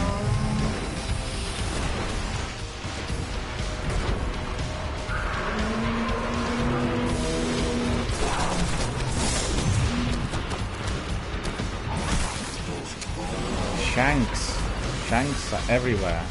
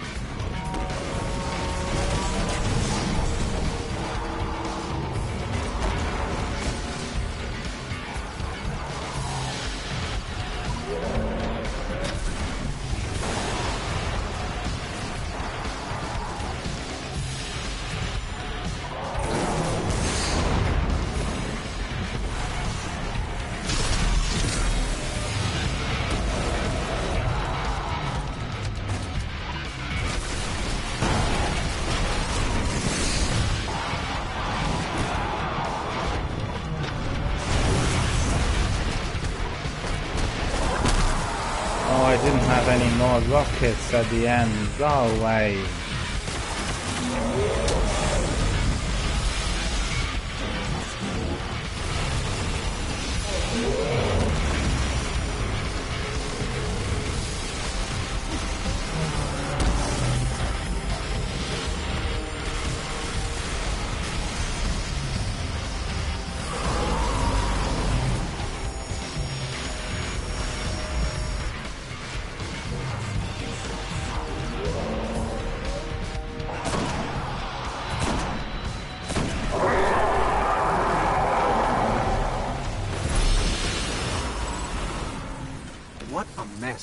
The High Priest wasn't looking to build a hive slave army. He was just removing their body parts to be joined with Siva. Bioengineering's become the Splicer's main MO. We're lucky to have dropped their High Priest before he can perfect any of this madness, but it's gotta make you wonder. What other perversions are they planning? Don't have any skeleton keys. The spider said that I actually acquired the skeleton key, but that was in my last strike. Picked it up as I just strolled along.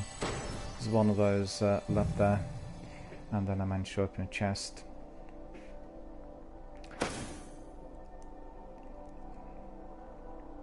I'm quite glad that I indeed been able to neutralize that priest, because the other guys were not using rockets, they were using other weapons, and you could see one chap was hiding there. He found that hole, which is a sweet spot. Neither the ogre nor the priest could actually get at him, but at the end of the day it was not really useful, because he should have had sleep simulant or, you know, any other most powerful weapon in order to use it on the priest.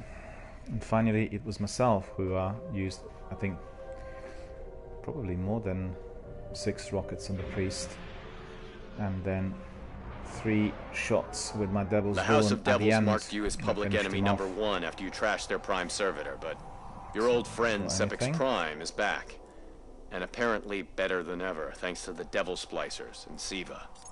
Zavala's not too happy about the idea of the Splicers playing Godmaker, and I can't blame him. So what you're saying is it's time we return to the scene of the crime. I'm sure the Fallen will be happy to see us. Okay. Bit more action.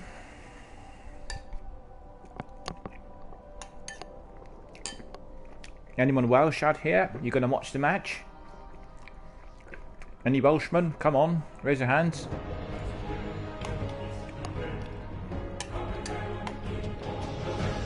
Kicks off at 2 o'clock.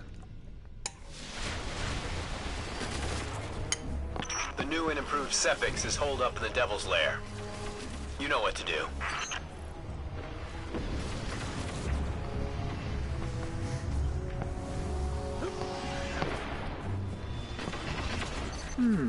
The Hive are still holding ground in the refinery, but I'm also tracking multiple SIVA energy signatures. Well, that's new.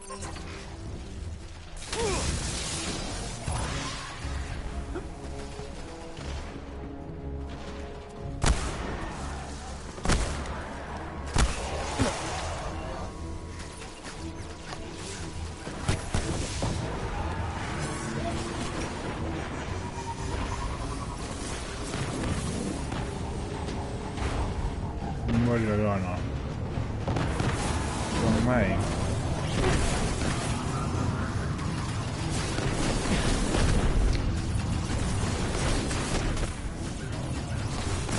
Servitor.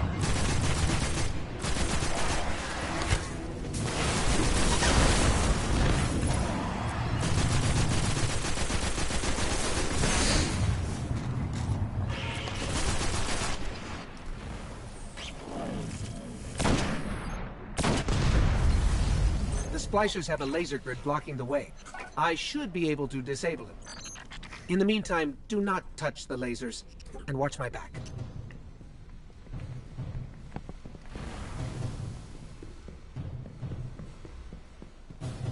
Do not touch the lasers.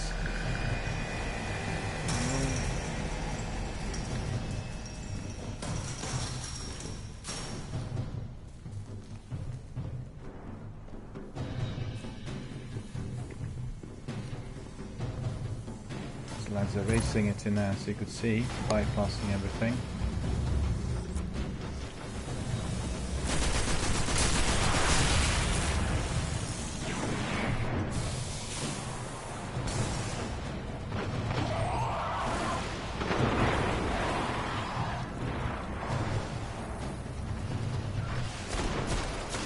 What's happening there?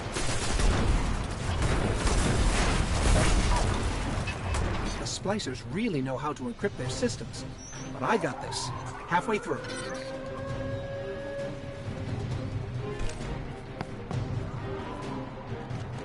Should put my muzzle loop on. Go on. That should lag.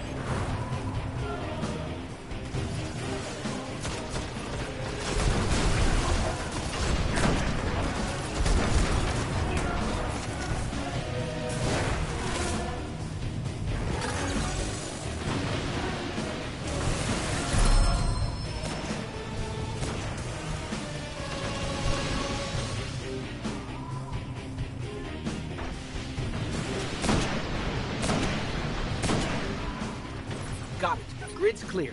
Let's get out of here.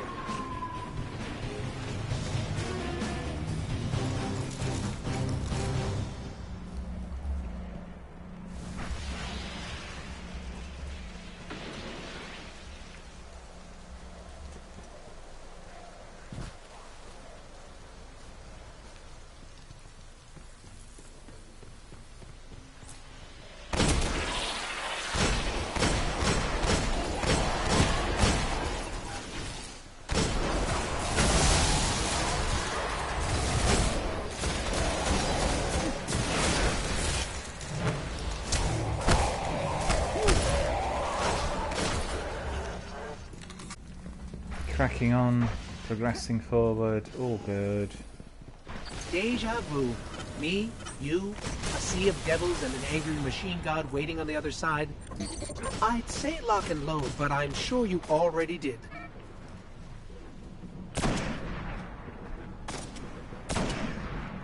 Why is this Siva not dying?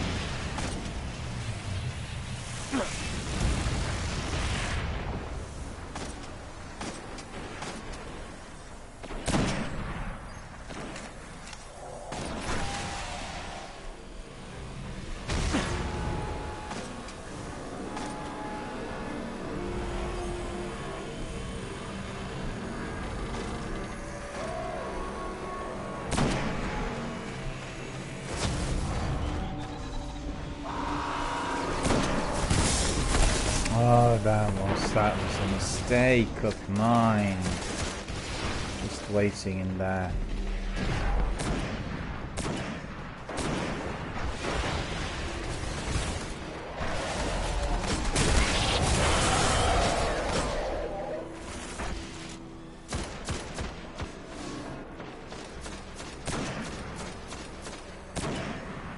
Well, we'll do something else.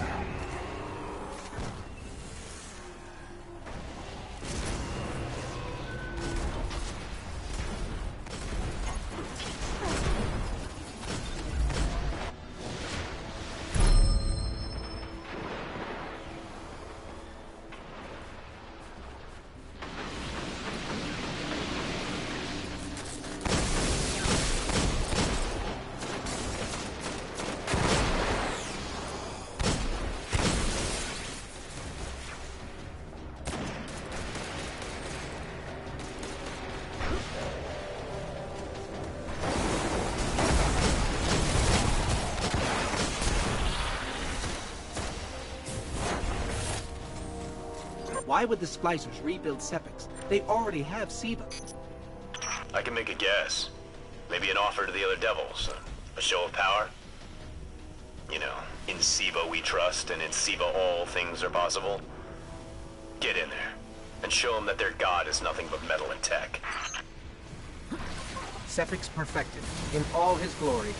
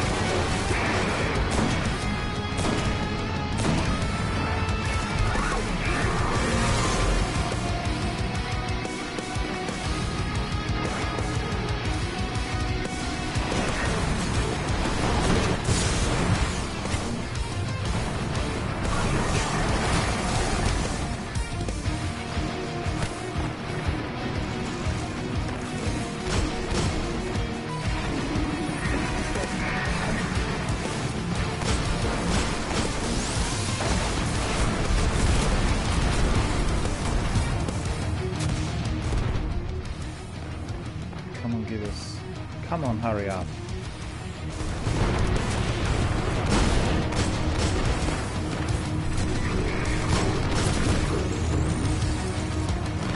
Immune.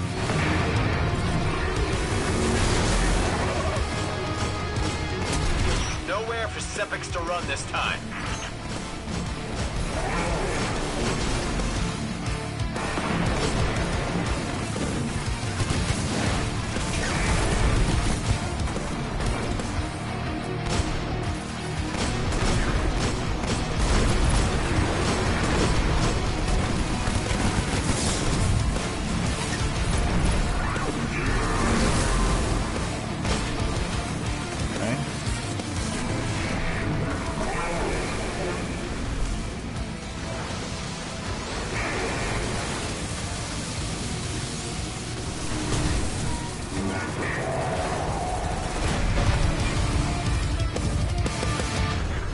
Oh, they got him, okay. Sepix was the Splicer's next big play. Present a god for all to worship. Then control the flow of ether to control the house. I guess they didn't factor us into the plan. Any wrench we can throw in their works is a good thing. And Guardian, you make one hell of a wrench.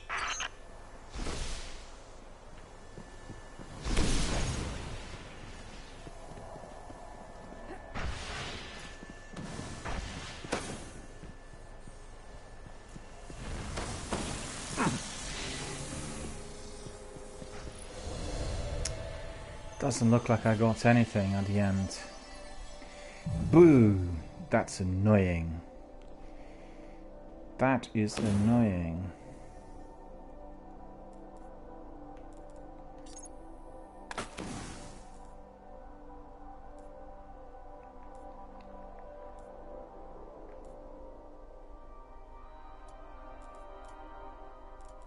Where are they? Where are they? Nothing. I didn't get anything at all in there. That's really annoying. Ah. I want to get that Gauntlet 400.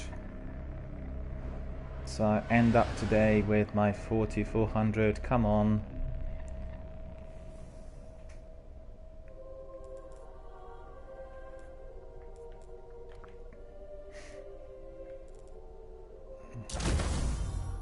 Notes.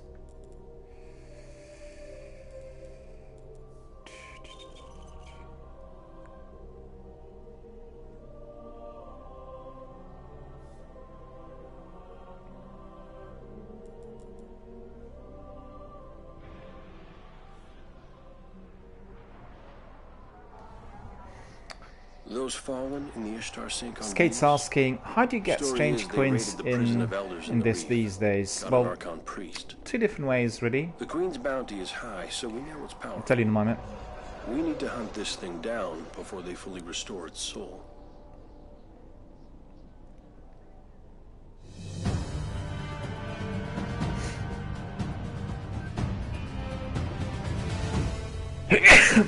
Through the bounties.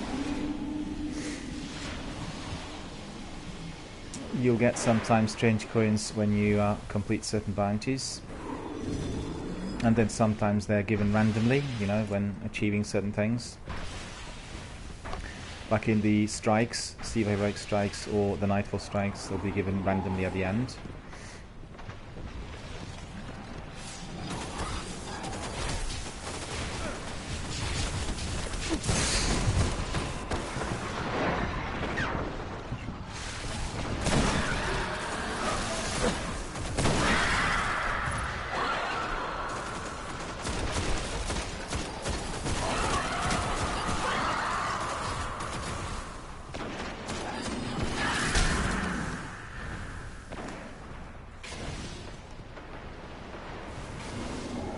I usually use them with Zer every week, and I buy some exotic engrams. I buy some, no exotic engrams, exotic shards, and heavy emission synthesis, 3 of coins as well, you know. Got all of these.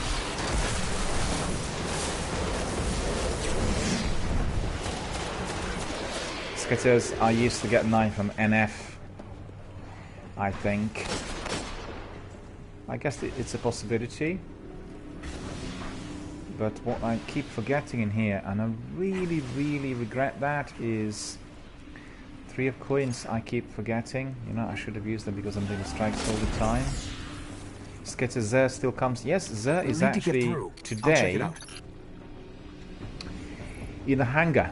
If you walk in through the main door, go towards Amanda and then turn right, literally, you know, the first turning right, you'll find him there.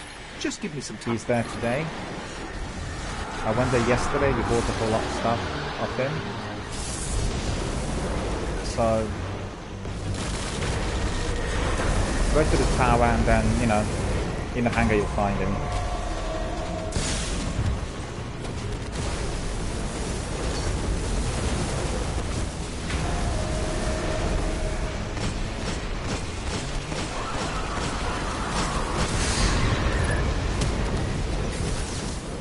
Oh, this is crazy. So many enemies in here. Just coming back to Skate. Zoe is in a hangar. You'll be able to find him very easy. Quite visible. As soon as you get in, turn right, and he's there.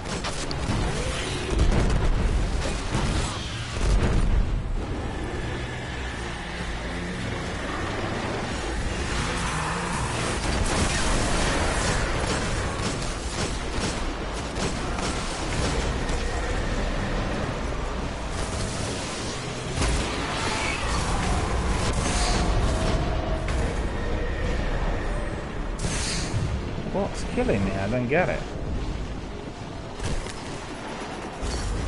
Some sniper from somewhere. So many enemies out here. It's shocking. This guy has still got a couple of hours for download to finish. Yeah, it takes a long while.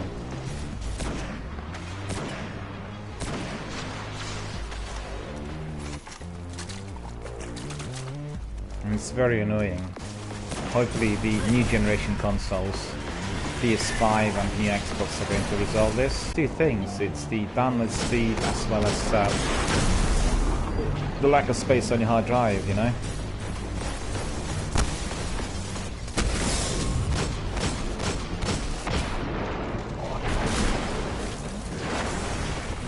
You know what, this strike is very difficult. A lot more difficult than usual than the rest that we've been doing so far. I'm not sure why. It must be differently modified. That's all I can think of.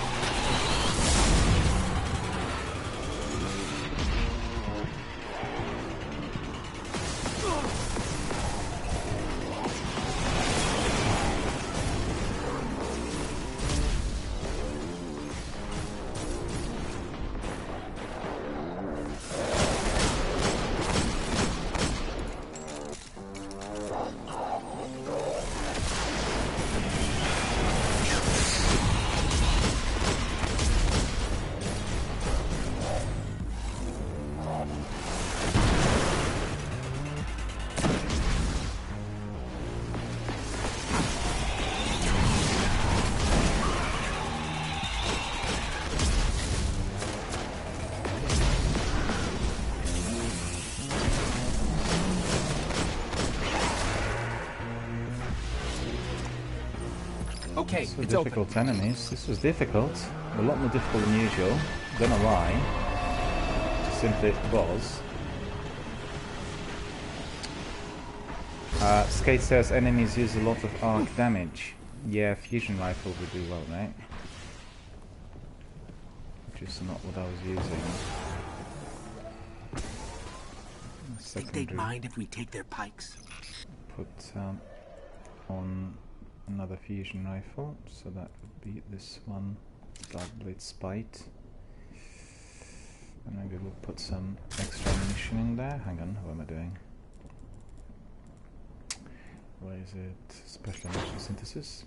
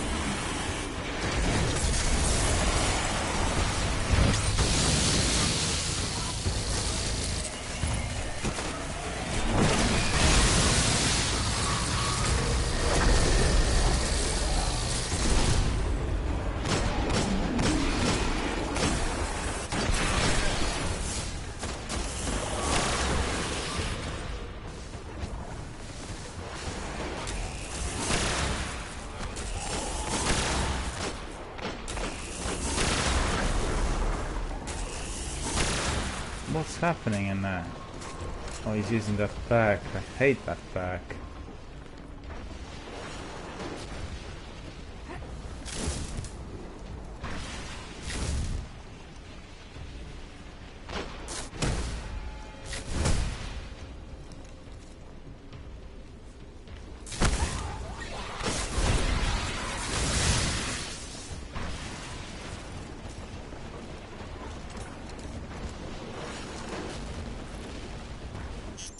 I was sure that the Archon Priest was taken incoming. Get ready. Oh, he got me straight away.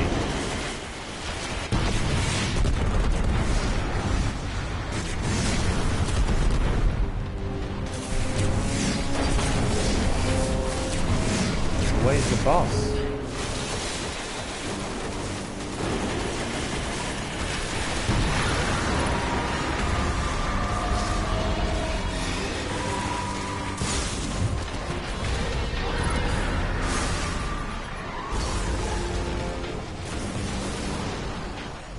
This is not a good strategy.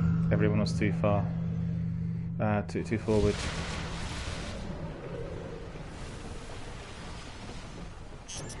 I was sure that the Archon Priest was taken incoming. Get ready.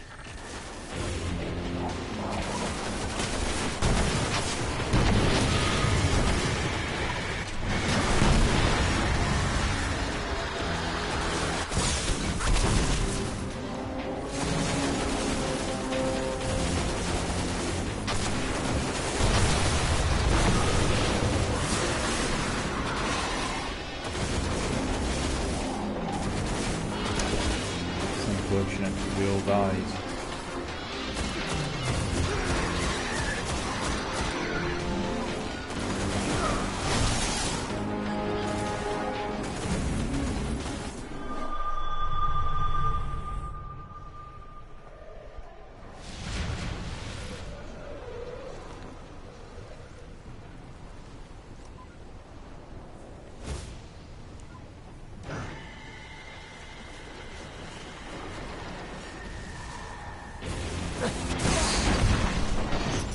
I was sure that the Archon Priest was taken incoming.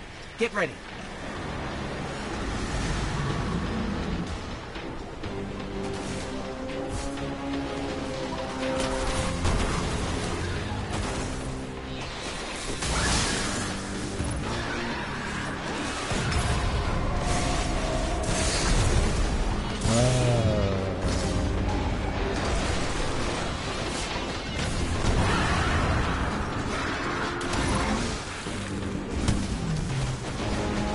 Why is he running away from me?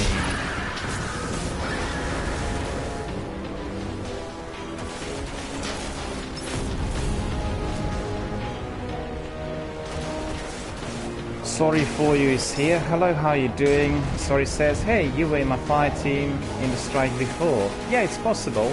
These are randomly selected, fire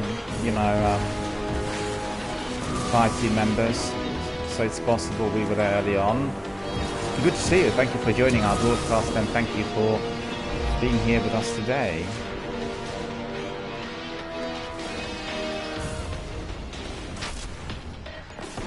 Where's he gone now? Look at that.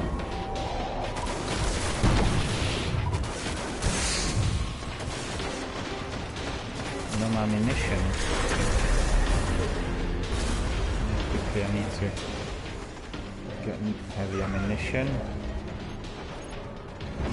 Because he will be suffering a lot of damage.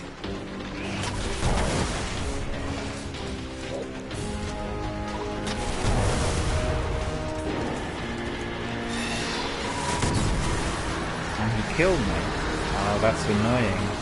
3 rockets didn't do a lot of damage. We all died. Well, good to see you here. Sorry for you.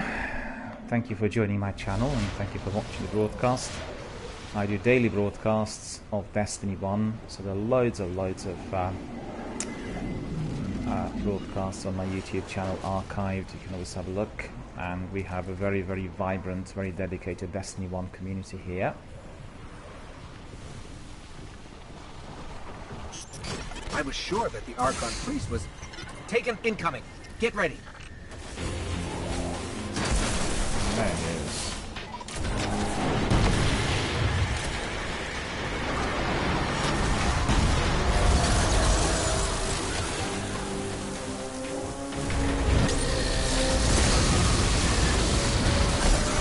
Oh, I didn't manage to really use my super nin too well. Oh, that's ridiculous. Don't want this to drag on for too long.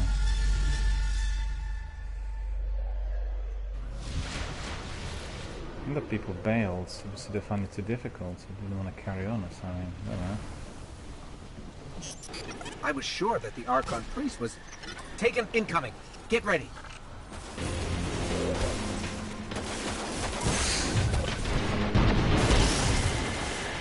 Oh, he must be having some very, very powerful weapon in there. He got killed even before I did anything.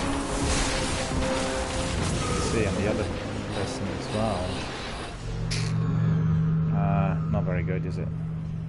Well, we need to do something else. This is not working. I was sure that the Archon Priest was taken incoming. Get ready.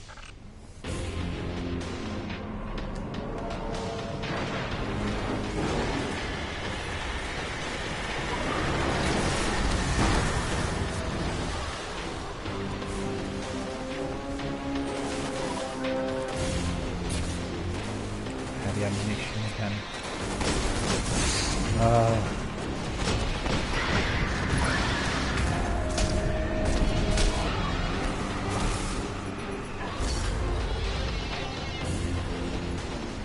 You know, like a Nightfall Strike, it's a lot more difficult than usual. I don't know why. It didn't seem to be that heavily modified at the beginning. Sorry for you says, do you need support? Then I come back and join. Yeah, if you can join us. What is your PS... the only trouble is, you know, I'm going to be ending my broadcast in about 10 minutes because I have a different schedule for today. So it's going to be just like a few more, well, about 10-15 minutes, you know. I was sure that the Archon Priest was taken incoming. Get ready.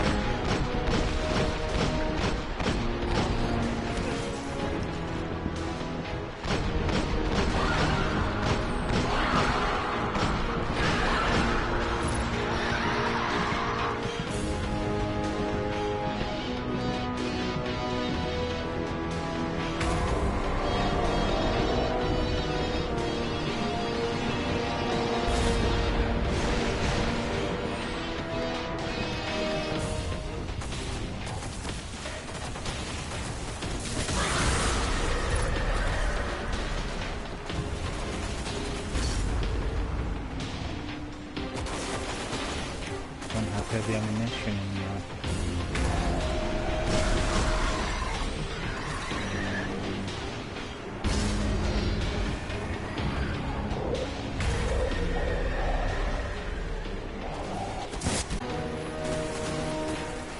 Sorry for you, I can't actually send you an invite because my broadcast will be ending within a few minutes.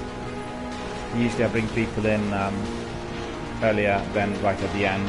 That's to prevent the extension to my schedule and that. So I'll send you an invite later on, which means we'll be able to team up on another day. And we'll be able to carry on, you know, with battles and strikes. But I can't bring you in right at the end of my broadcast. Because I really have very, very strict timing generally, you know, and that's the reason for it. Still didn't register.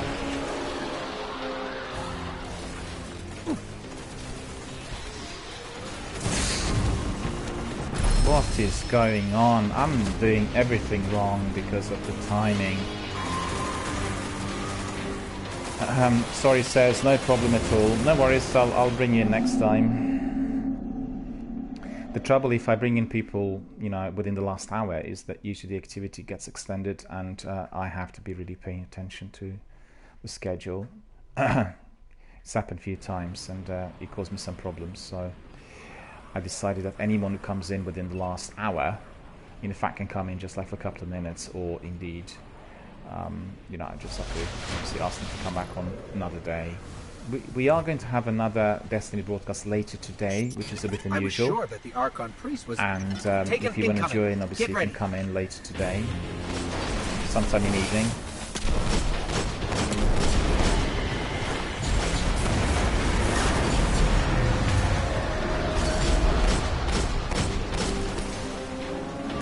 It's not going to work because I don't have my heavy ammunition synthesis.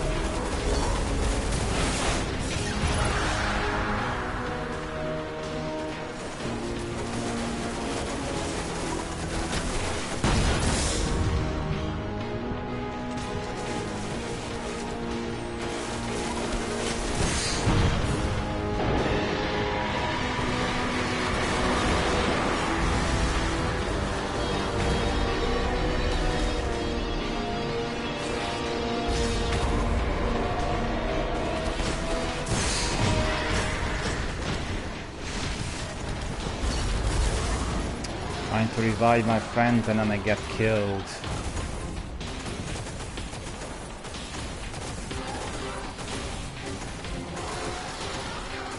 Sorry, says that he will see me tomorrow.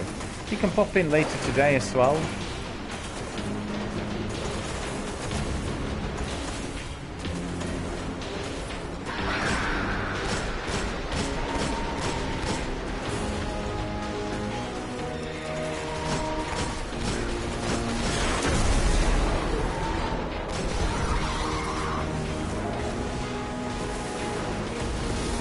Thank you for offering, and thank you obviously for being with us earlier today in another strike. Really appreciate it.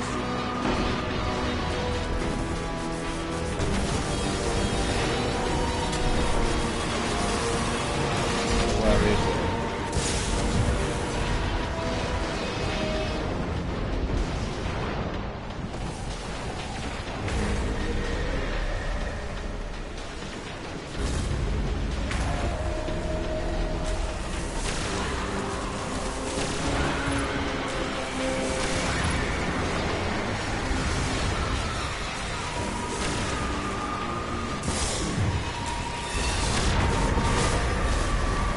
Me yet again.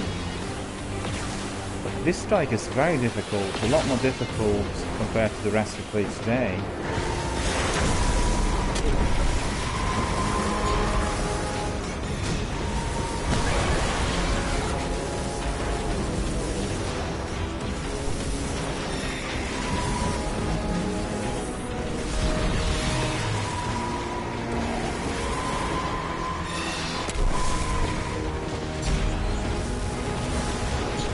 a good sleeper simulant would do well here.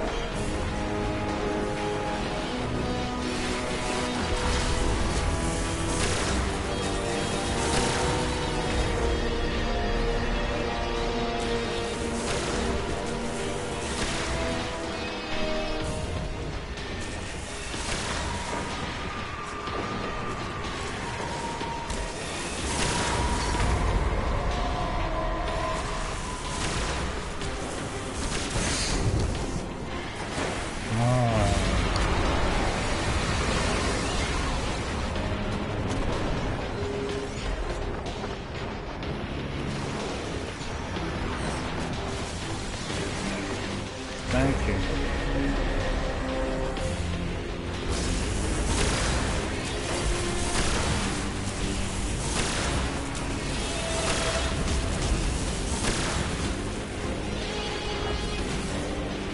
I'm literally out of ammunition and everything.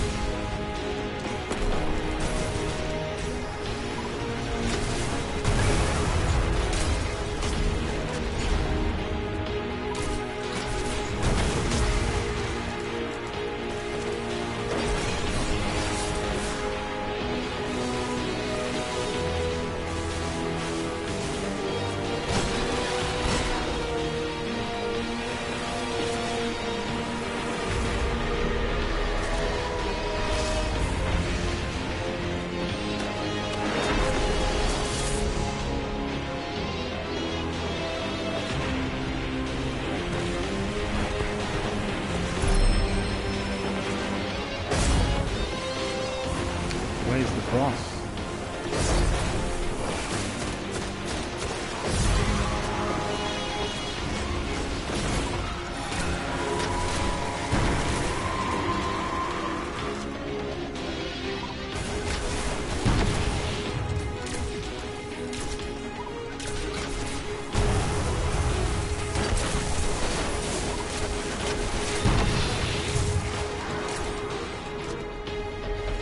I'll contact the Vanguard and let them know what happened.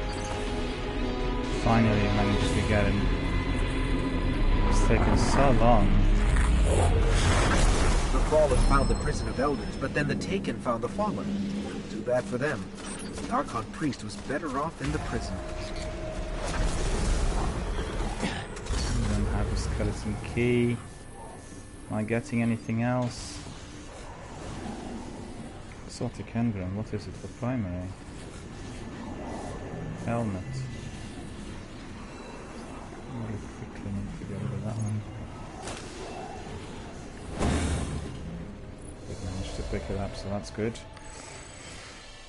Got my exotic engram, so that's pretty good. And leave the matchmaking. And I didn't get my mystery bag, unfortunately, compared to my friends.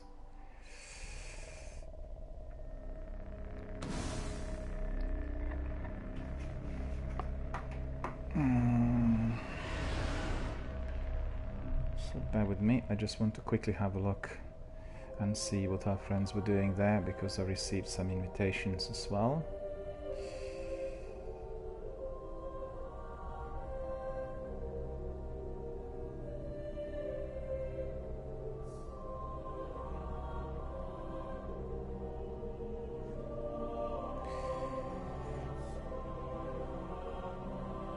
There we are, Gold Simplex, thank you for joining our community, thank you for being here with us today, really appreciate it.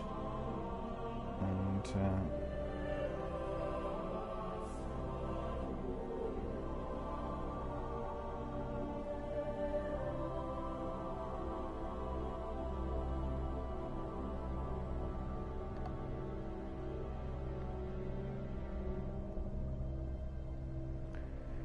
we've heard from Furry Spider. Furry Spider was bringing to my attention the fact that I picked up that skeleton key early on. Indeed I did, and I used it, but unfortunately I didn't really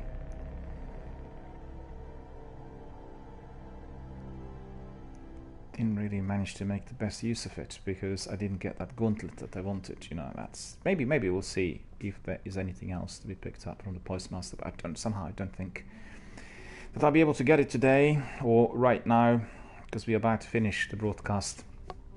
The second part of the broadcast is going to be later today, and somewhat unusual really for my Saturday, but there we are. It's that sort of schedule today as well, and we'll be able to carry on and, you know, have a bit more fun, because I really want to get my 4400 on the Warlock today if possible, so we can migrate to Hunter and then polish off all 3 characters with 4400. That is level 40 and 400 light, of course, for anyone who's perhaps not as familiar. Let me have a look at all the scores in here. Yeah, we have one other friend who wanted to come in, but I couldn't bring him in. The friend is sorry for you. Okay.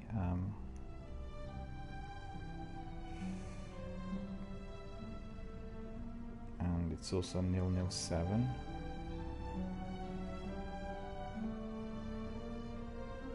Yeah, we got sorry for you 007. Deutsch says here. Okay, so we'll follow. Add friend. Sorry for you. Sorry for you if you're still watching. I'm just adding you.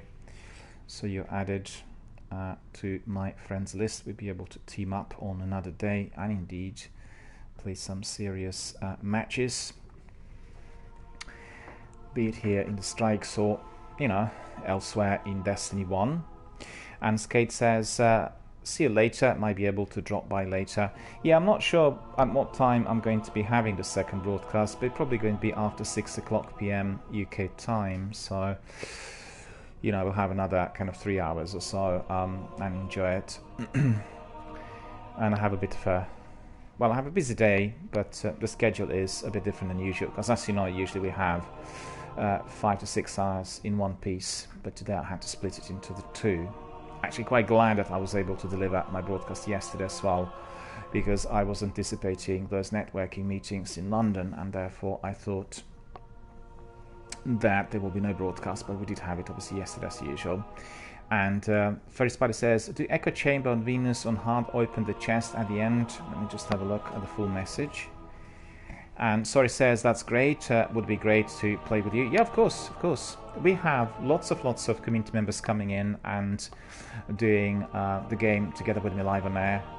And one of the great things about the channel is that we actually get very many Destiny veterans coming in. I'd say probably more than any other channel that I spotted, because you get people, you know, popping in and going, but in here everybody that comes in actually stays, and we have lots of regulars. You know, if you watch the channel on a regular basis, you will see we have probably, well, I wouldn't like to say the number, but it's a very large number of people come in every day and say hello, you know, and that varies because sometimes people are busy, sometimes we have constraints according to various time zones worldwide. You know, we have one community member, Jerry, from Austin in Texas in the US, and he actually joins us every day when he wakes up. He wakes up at 5 o'clock in the morning, and he always joins us between 5 and 6, you know, to pop in, say hello, you know, have a look, and basically talk to some of our community members as well, and that's terrific.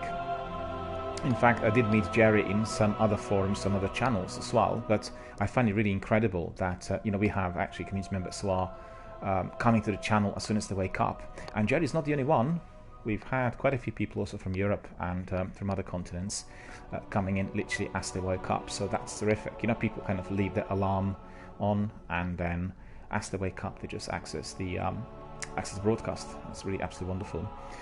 So be able to obviously talk to those people as well whilst they're on the channel. And I think what's also great about Destiny Tracker is we can sometimes play together through randomly selected fighting members, and then if people like the activity, they send requests and they come to the channel. I've had lots of you know, people coming in, well, actually from Destiny, perhaps even more through Apex. Lots of people came in and joined, but the only thing is that the channel is actually tied to Destiny more than to other games. So Destiny is basically our daily broadcast, and we have also add-on broadcasts of other games as well. And you know, some people like being, I guess, acquainted with a channel that's actually focused on that one game, and yeah, down to the preference really. Alright, so let's see. We'll go back to the tower. I just need to see what Furry Spider said. He asked me whether... Just quickly have a look. Do Echo Chamber on Venus. Furry Spider is asking, do Echo Chamber on Venus on hard, open the chest at the end and you can get the Warlock arms. I see. Echo Chamber on Venus on hard. Thank you. Thank you. Thank you, Furry Spider. This is what I'm going to do as soon as I continue with the broadcast later today. I'll go to Echo Chamber on Venus and do it on hard and open the chest at the end. The only thing is, I need to get that skeleton key from somewhere before I do it. I need to have that one skeleton key, and then I'll do it, because that gauntlet will do the job, and then I will be 4400. So thank you from the bottom of my heart. That's really absolutely terrific advice, because I do not have to be then redoing all the strikes. I can go to the Echo Chamber on Venus, complete it, and indeed get then that gauntlet, because that one gauntlet is needed in order to have 4400 on my Warlock, and that's what we want to achieve. And after that we'll migrate to Hunter. Once we complete all 3 characters in 4400, we will kind of change the structure of my Destiny 1 broadcast, and we are going to be looking at some kind of prime activities. We'll be doing lots of raids. We'll then have maybe some fire teams scheduled to do certain strikes. You know, we'll maybe do some tutorials, maybe some sessions that are going to be dedicated to the new members who want to learn basically on what to do. And we are going to be doing then and resuming with Destiny 2 streams as well. Not to be interfering with our Destiny 1 streams either. So there will be like an add-on. And maybe our Destiny streams will be somewhat shorter in order to allow more time for Destiny 2, because, you know, we want to be doing the seasons. And as I said, I talked a lot about it earlier in my broadcast, Destiny 2 Forsaken Complete Edition is presently available for $34.99, which is 65, I think, percent of the price, 70% off the price. Usually it's about 90, and everyone who is a huge Destiny 1 and 2 fan should really purchase it, because with it you will get your annual pass. You'll be able to access the seasons instantly, and as you know, the seasons since September have literally revolutionized the game, and most highly recommended to simply everyone, because you are going to be then able to engage with all the other community veterans in here. As you know, I can name a few dozen friends who were grinding Destiny 2 for 2 years, and indeed became very, very kind of warmed up on the game after the seasons were introduced. And I was particularly pleased to see that some of our friends who were saying that Destiny 1 was a lot better did warm up and indicated that the seasons basically were raising the bar, and they thought that Destiny 2 eventually is going to be perhaps on the same level as Destiny 1. Or maybe even better, maybe the way the developers wanted it at the beginning in 2013, but still did not have the tech in order to develop it that far. And I actually look forward to the cross-platform save. I look forward to cross-platform gaming as well, which is going to obviously be the follow-up after the cross-platform save is applied in September. And on the top of that, we are also looking at one big Destiny universe with everything included. So I think that's the future of this massive multiplayer online gaming as well. I think that's the way the direction is going to be pursued. And indeed, people will be able to enter one big world. Just think about it. You come to Destiny universe, you come to Star Wars universe, you come to Elder Scrolls universe, and you can enter every section of the game. If there are technical problems, and indeed it paid off with one of the games launched in such fashion, I'm certain that they would then do the remake, So that means that similar to Final Fantasy and Resident Evil, we can be expecting, let's say, for instance, if Destiny 1 couldn't work out technically 100% within that universe, it's likely they will just redo the game, and then we can, enjoy it in that format. The new tech brings us all kinds of exciting news, and indeed opens up horizons of many possibilities, and I think that is the way it is going to be. And let's just hope that we all remain good and healthy, and therefore able to engage with all those novelties as they come to our desk. Silent Kills is here. Hello, how are you doing? You've come in literally at the end of my broadcast for today, and thank you very much for coming. Thank you for joining us, and thank you, Silent Kills, for being a member of our community. Really appreciate it. We stream Destiny 1 every day over here on my channel, and we have lots of friends and community members who talk every single day, literally throughout the broadcast. So a good channel to be a member of, really. And Silent Kills tells me Nightfall skeleton key guaranteed to get one. I did get one yesterday, and I used it already today, earlier, as we sort of started with strikes. So maybe the plan should be doing another Nightfall, getting that skeleton key, and then getting the strike that Furry Spider recommended. So that might be a plan as well. And Silent Kills says new DLC has me hyped. Well, you're not the only one, sir. There are lots of people out there who are very, very hyped up about the developments. And on one hand, people are very happy about the latest season. On the other, it's the broadcast that Bungie had on when was it? On Thursday, that the developer was doing, and everybody's really very happy about what they've seen. So lots of news related to September, to the new book, you know, the new big book of Destiny opening up with additional content, new story missions, and I guess a new direction as well. You know, at the same time they'll provide cross-platform save, which tells us something. The new book may well be connecting to Destiny 1, and therefore we may have cross-platform access for Destiny 2. In addition to that, maybe a few months later. And Silent Kill says that wizards from the moon. Yeah, that's right. They said they're going back to the moon, and you never know. It's just like a teaser, and we'll see. Probably there will be many more interesting things arising as well. Right, we need to really wrap it up for today, so let's quickly go to the tower. We need to do some admin there rapidly, and then I have to end the broadcast for today. We'll carry on later today. It will be after 6 o'clock PM British Standard Time, UK time in plain English, and we are going to be doing another lot of about 3 hours or so, just to make sure we have at least 5 to 6 hours per day of Destiny.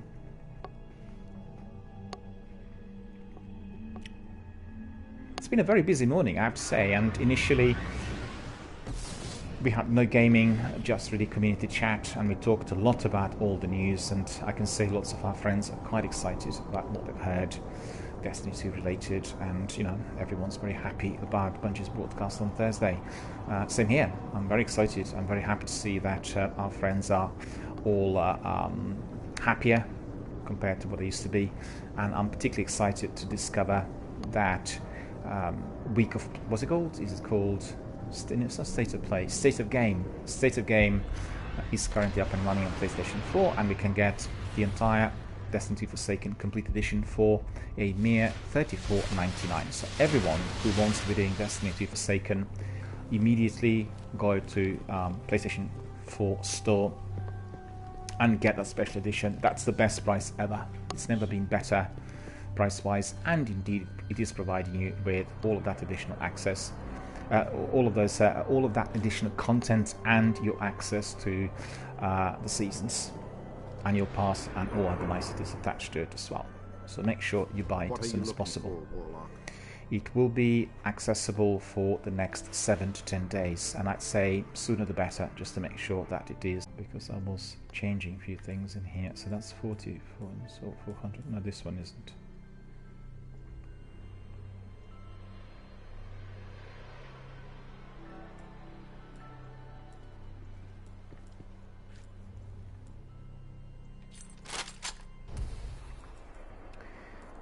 $400.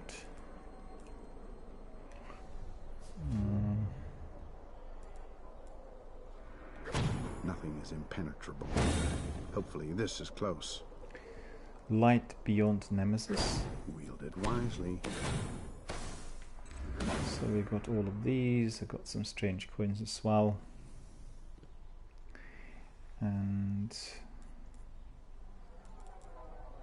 Light beyond Nemesis is 400. So we are really very full here with our helmets. Let me see. This is 385. and it's also 385. This is all useless. And this Ghost also 390 with the one that Ghost. This one is 385, useless. And this is 390, that's useless as well. So that's all sorted. Don't need to worry about this anymore. Very quickly go back to our friend Postmaster in order to see whether there are any other goodies waiting for us. Wonderful day, Guardian. Confirmed. Looks like helmet. Checking, There. Guardian. Let's see what we have then. Stay safe. That's another gauntlet. Hang on. Yeah, but unfortunately 385 rather than 400. Always interesting. Do we have anyone else down below? No, we don't. So we do not have any other rewards or anything. We only have those helmets. There's 2 helmets in there. We'll leave that for later on. It's not really that much priority right now.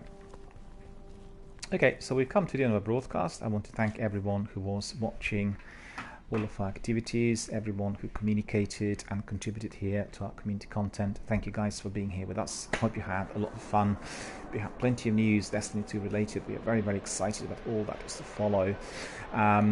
We've come to the end of our broadcast for today, for this part of the day, and we'll continue later today after 6 o'clock PM. So we'll have another Destiny 1 broadcast. It's going to be our evening stream, and we'll carry on with our adventures in Destiny 1 universe. So if you are still around, if you want to be spending your Saturday here on Twitch, then please pop in, say hello. As I said, it is going to be after 6 o'clock, and we'll have probably about 3 or 4 hours of gameplay in Destiny 1 as well. So until then, I wish you all a very, very good afternoon, and hope to see you later.